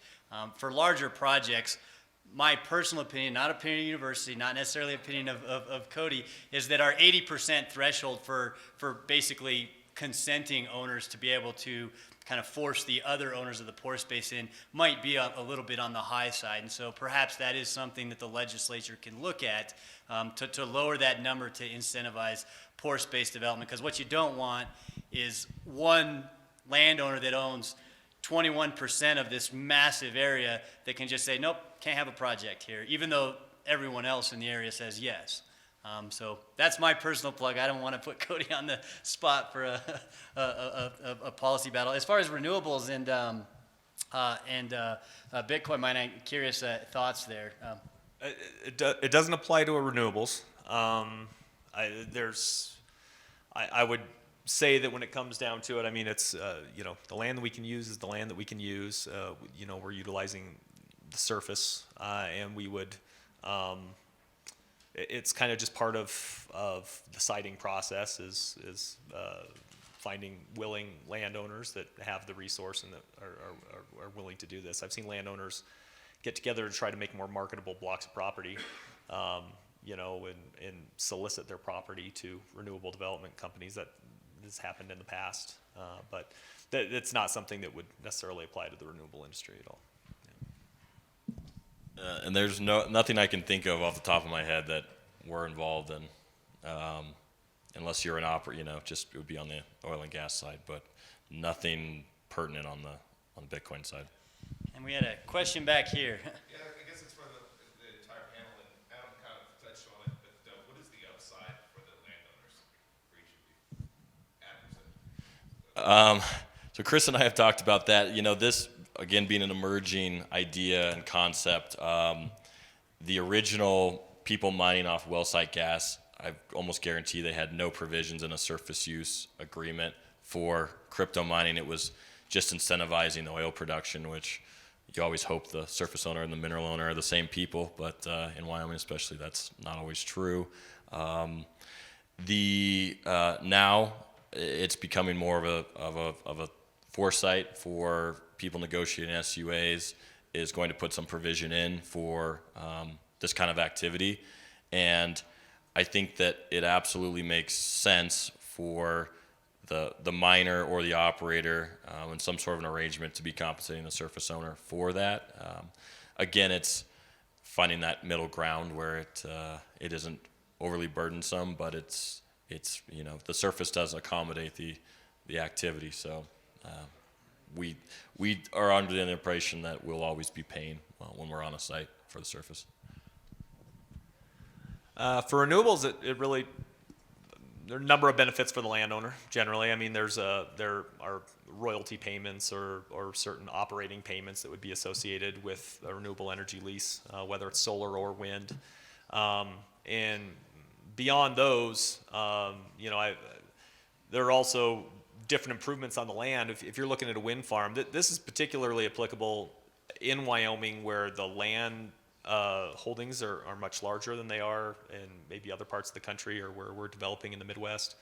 You've got huge landowners out here with great big ranches and large properties, and when we're developing a project, we actually are putting in maintained road network through the project, and it helps them access parts of their property easier than had been done in the past. And so we've had a lot of agricultural operators be able to tell us that not only with the payments that we provided, but some of the improvements on the property and some of the maintenance on these roads and whatnot, that it's allowed them to be better agricultural operators, better farmers and ranchers. And so that's really what it comes down to. We also, just beyond just the landowner directly, the projects are obviously paying few streams of taxes, which benefit the community.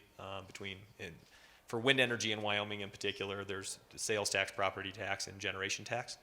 And so, some of those tax streams, those are beneficial to the community. And I mentioned during the COVID, during 2020, when there was a tough year for the state, that was the sales tax revenues from the construction of all the wind projects that went in Wyoming in the year 2020 were really beneficial to the counties that were hosting those projects, and generally to the state as well. It was some good help for during a tough time. So it's generally the benefits that we provide there. Yeah, as far as CCS, I'd say it's very similar to an oil and gas and or wind energy agreement, with the surface owner. So again, we're talking about pore space and Wyoming specifically being the pore space tied to the surface owner. Again, not all surface owners, are aware of this pore space, right? And they're not aware of this, in our world, this additional stick that's in the bundle. And so it's an opportunity to, generate an additional revenue stream for something that otherwise isn't being utilized or known that, that they own. And so again, being structured very similar to an oil and gas lease, in conceptually regarding injection fees tied to the volumes that are being injected in.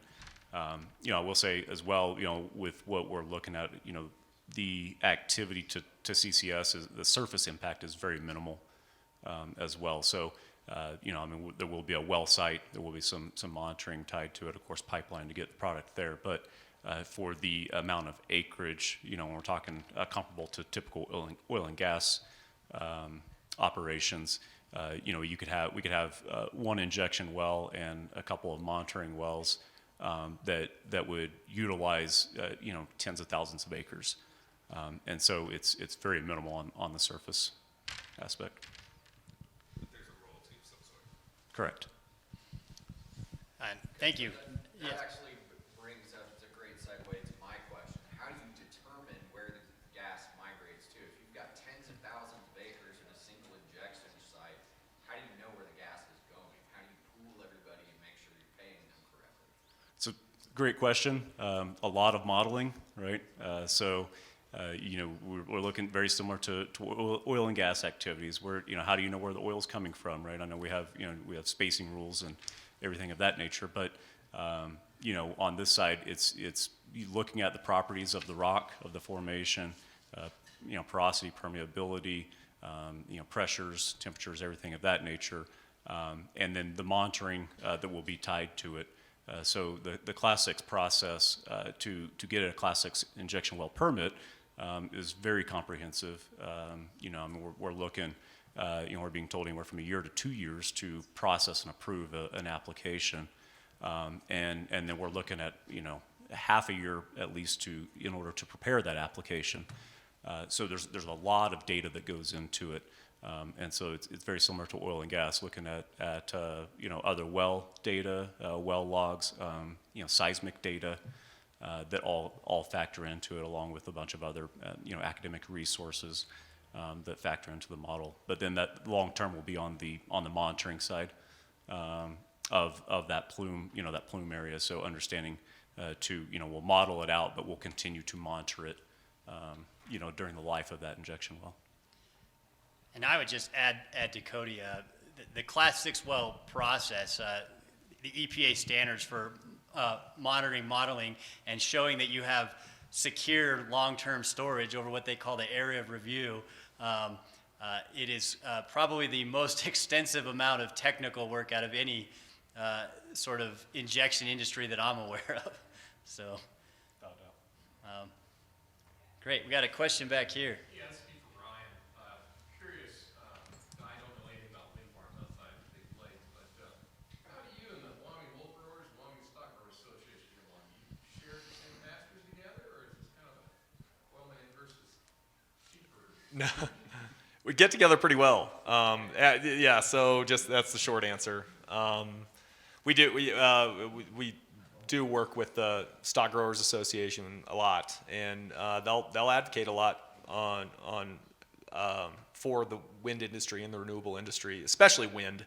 I think that solar sometimes might have a little bit of a competing interest. Wind really has compatible use, and it is the income that we're providing from wind to the landowner is really, really beneficial to the landowner. Helps, like I said, these guys are stating that it helps them become better ranchers. So, we do get along well. It's not adversarial. I think that there'd be some work to do sometimes on solar, just kind of depending on the scale of solar. Solar is a different animal for sure. You see a lot of the solar development, frankly, in the West is on public land. You see that a little bit more often sometimes, especially because the mineral estate aspect of it is a little bit different. But there are ways to work with that and work with the mineral owners and be able to maybe secure space for extraction if need be within your solar array, and just different. There's creative solutions that you can take there. But as far as working with them from the wind industry particularly, they've advocated on our behalf quite a bit when we're in front of legislature and whatnot. Got a question over here. Question for you or the gentleman from Tallgrass.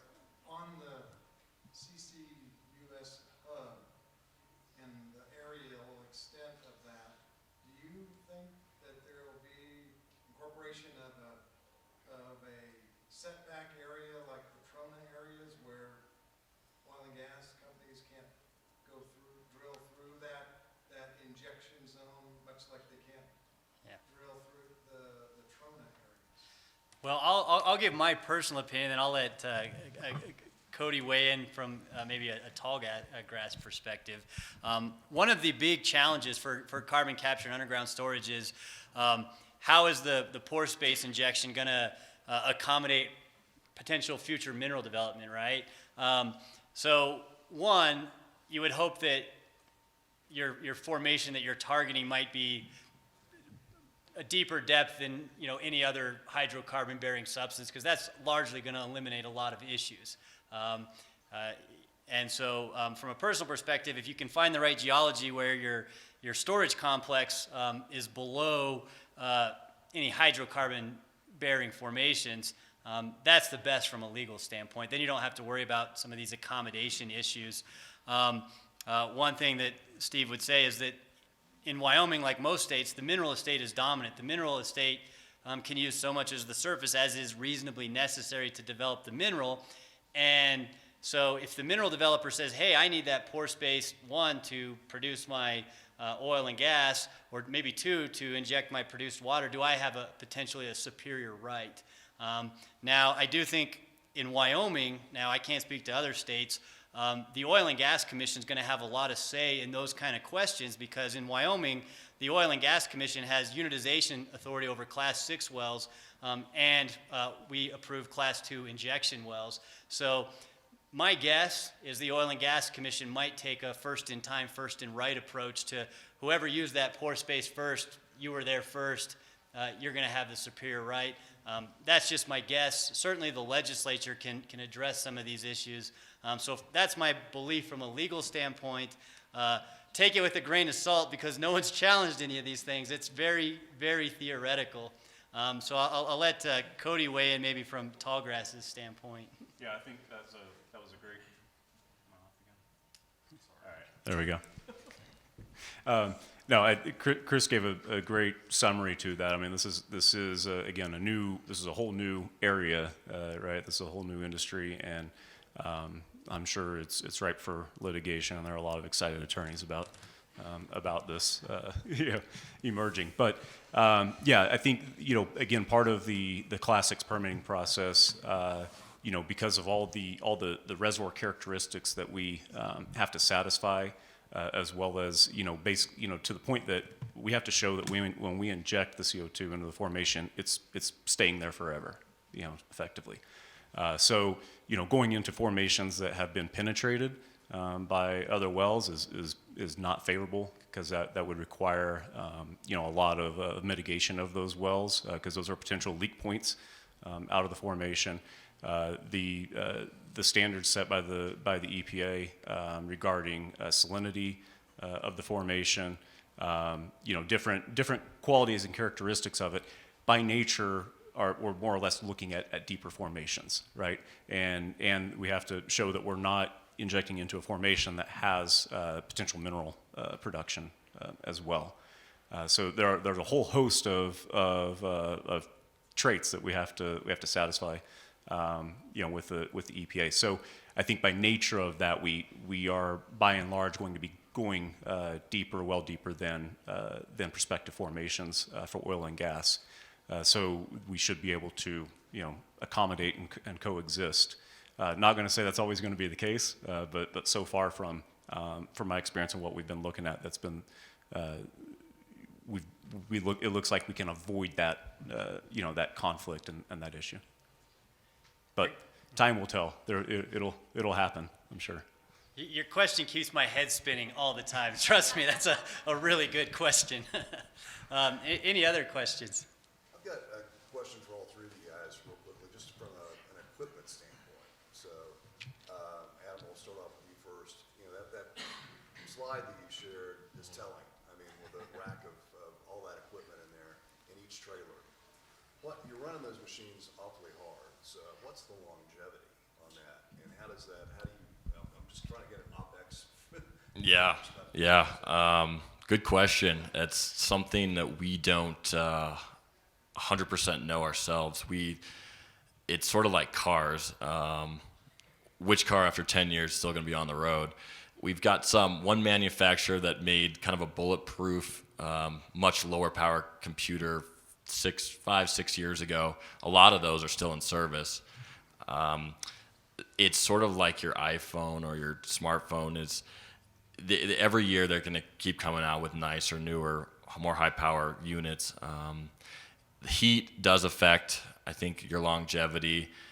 There's ways now we're seeing what's called immersion cooling, where you're taking one of these computers and actually putting it in a bath of oil, and you're able to cool it like you cool your car with a radiator. Some of those methods, I think, will probably give you greater longevity, but it's sort of to be determined. We've modeled our economics on minimum of 3 years, but hopefully 5, 6 plus, or maybe as long as they're still economic to run. Those computers I told you about, there are still a lot of them being used that are 5, 6 years old. They're probably only making a couple bucks a day, where ours are making more like $20 a day. And so it's just about your power cost. If you've got a stripper well that you're still making money on, you're still going to operate it. So I think an infrastructure, our containers could be used for everything in there is metal, UL rated, top notch stuff. I think that they have 20, 30, 40 year lifespans. But the computers, we say a minimum of 3 years. Okay, that's, yeah, just because of what you shared is from 1,500 to 8,000 machines. Yeah. That's, and you're talking about what, how many per trailer? About 210. Yeah. Significant investment. Yeah. Especially if you start having a serious failure. Yeah, and one other piece of that is these are mass manufactured in China, sent via usually container on a ship or air to the U.S. They're not treated well when they're shipped.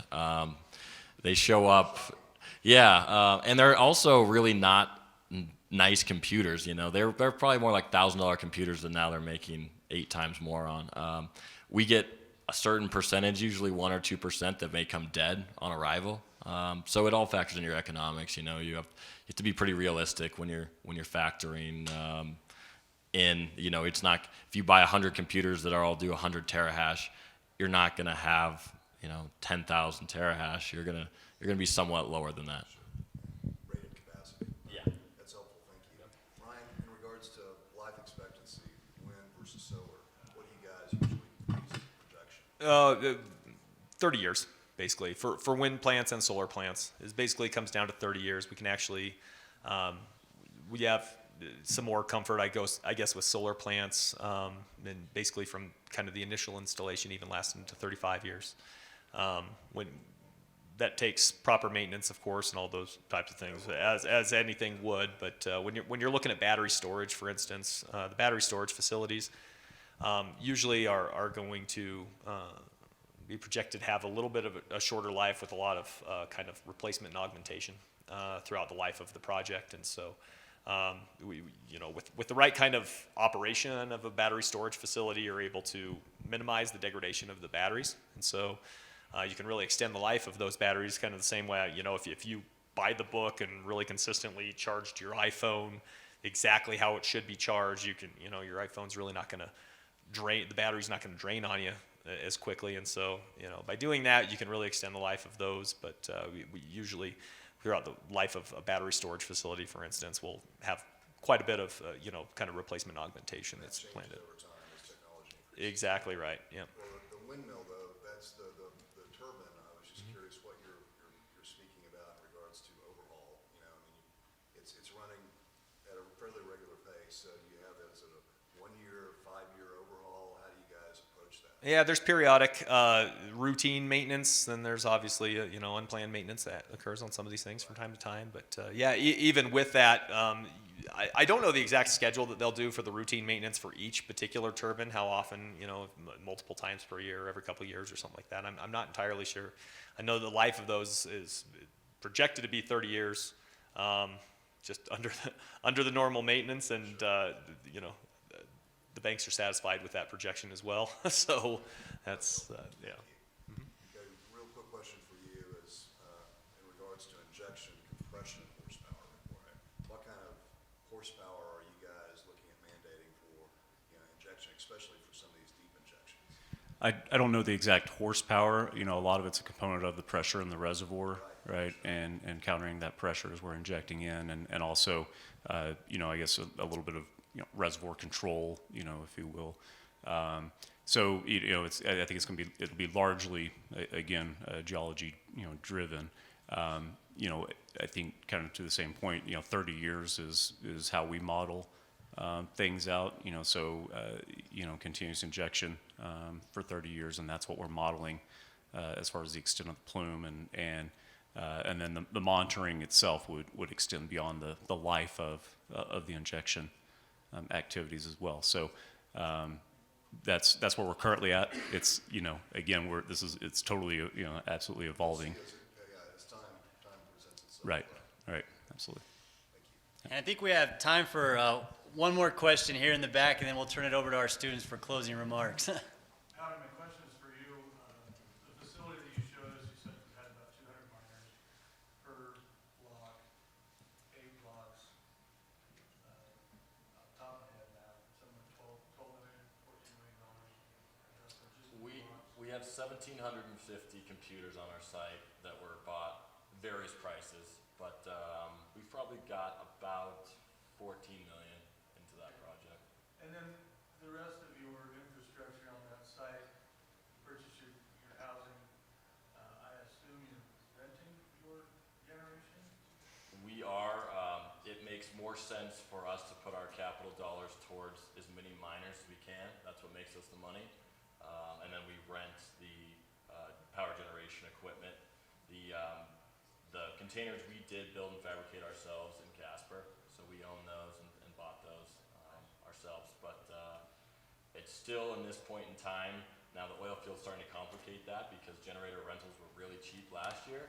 And now, if you could even find one, you're in pretty good shape, so they can kind of charge what they want. Luckily, we've locked in some long-term contracts, but it's a variable thing. I mean, our company, I'll be perfectly honest, is about to do a big grid power deal in Texas because we cut out a couple of the factors right there to get our electricity. So we're not solely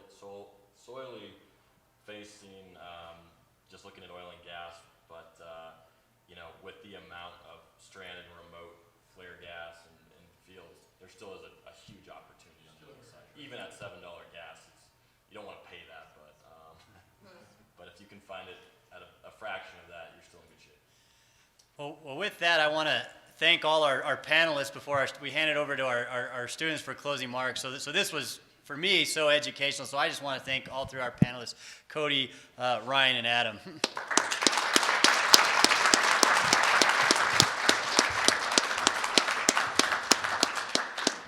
And with that, I'm going to turn it over to Eli Vigil, who is our president of our student club.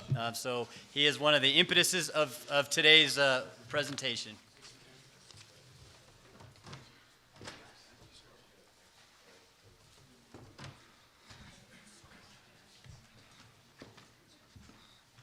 Awesome. Well, as said, my name is Eli Vigil. I'm the president for the student chapter of Energy Resources here at the University of Wyoming.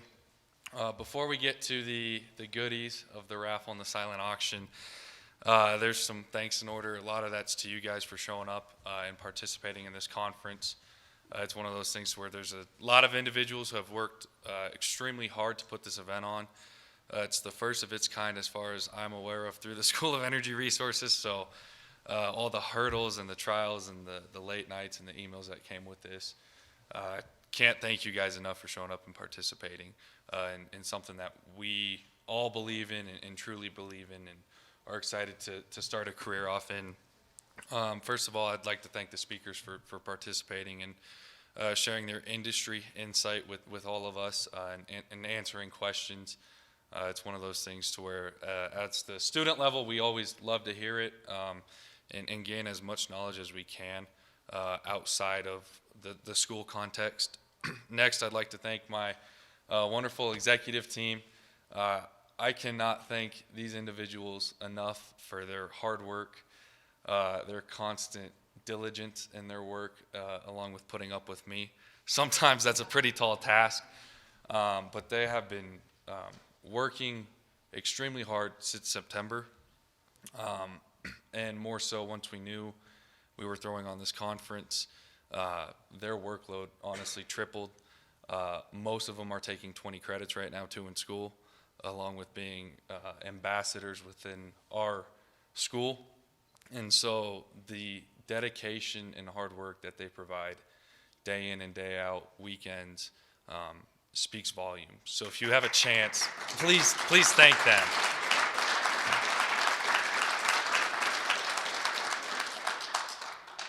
Next, this would not be possible without the School of Energy Resources, which houses our PLM degree and EES degree.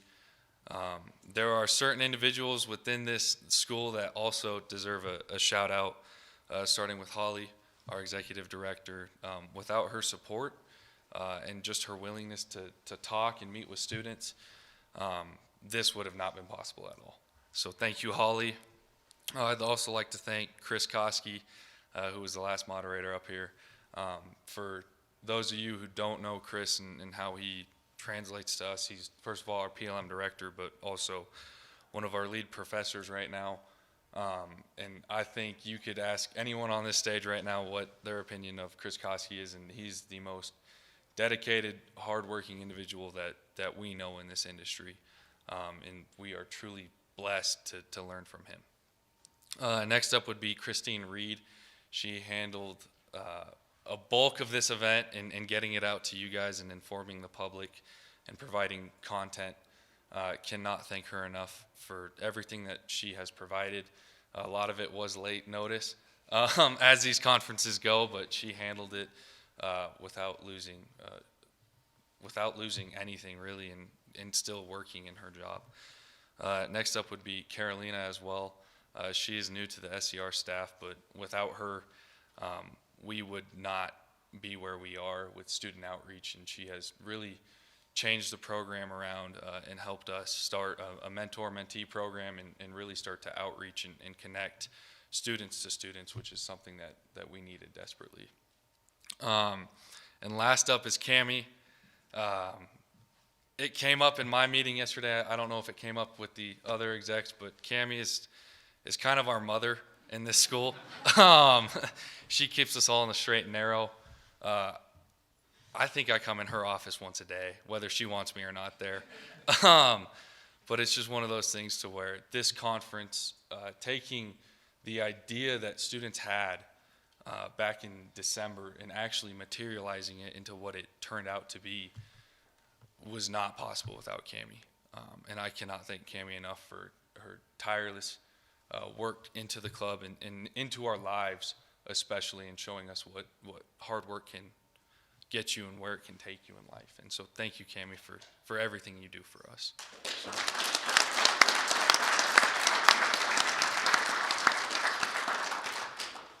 And now to the good part, to see if you guys won and whatnot. So I'm going to hand the microphone over to my CFO, Hunter Lee, who is graduating and leaving a very big hole in this student chapter. That will be hard to replace, but Hunter, if you want to announce the winners. Yeah, absolutely. So thank you, everybody who participated. Thank you all for coming. We'll start off with our donation from Cammie, the whiskey decanter. The winner of that is Pat Barker. Okay, well, thank you, Pat. Next, we have the women's basketball that they donated to us, and that is Steve Degenfelder. Thank you, Steve. I'll be reading your name off multiple times. And now the men's basketball will be Ryan Fitzpatrick. Thank you. The Burris Binoculars is Lisa Durgan. Libby Durgan. The headshot session donated by Christine Reed is Joe Evers. Thank you. The range gift basket that they donated is Ricardo Damien. He's also not here, but thank you. Lisa Durgan also bought our Not Whole gift basket that they donated. So thank you. And the SCR hat is Dessa. I apologize. Thank you very much. The duffel bag donated by School of Energy Resources is Fred Eden. Thank you. The Wyoming flag donated by Chris Koski is also Fred Eden. Thank you. The Jonah Bake War Memorial poster is Steve Degenfelder. The gift basket and blanket also donated by the School of Energy Resources is Steve Degenfelder. And the purse donated by Range is Holly Krutka. I know you've been waiting to hear that all night. And finally, it will be the fishing poles, tackle box, and the hat donated by West Fly Shop and Sportsman's is Mark Strawn. Thank you. We may open that one up to auction, though. No. All right, and last but not least, we're doing Trip to Nate and the Aapl annual meeting and a hat. So I'm going to shake it up and turn over here.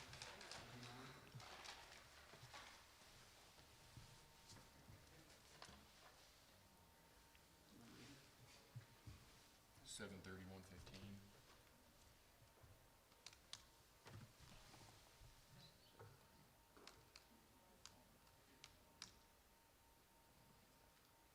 Ricardo Damien? No. Okay. No. Not here. 7/31/15. 7:30. Just kidding. Adam Sarve? Nice. Yeah. Be going in it. Come on up. So all we have for you right now is a hat, but But we'll get you information from you later and get it all set up. All right, and the Aapl annual meeting. This is being drawn by someone from Chicago. Where is that? 730-060.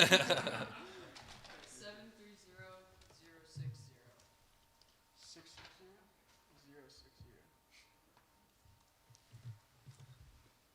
Jim Devlin. all right. So Jim told me and clarified that if his name was drawn, he did want to see it distributed among another on top of Monty, who will already be attending PLM student. Another student? Yes, sir. So, if that's all right with Carl, we'll roll with that.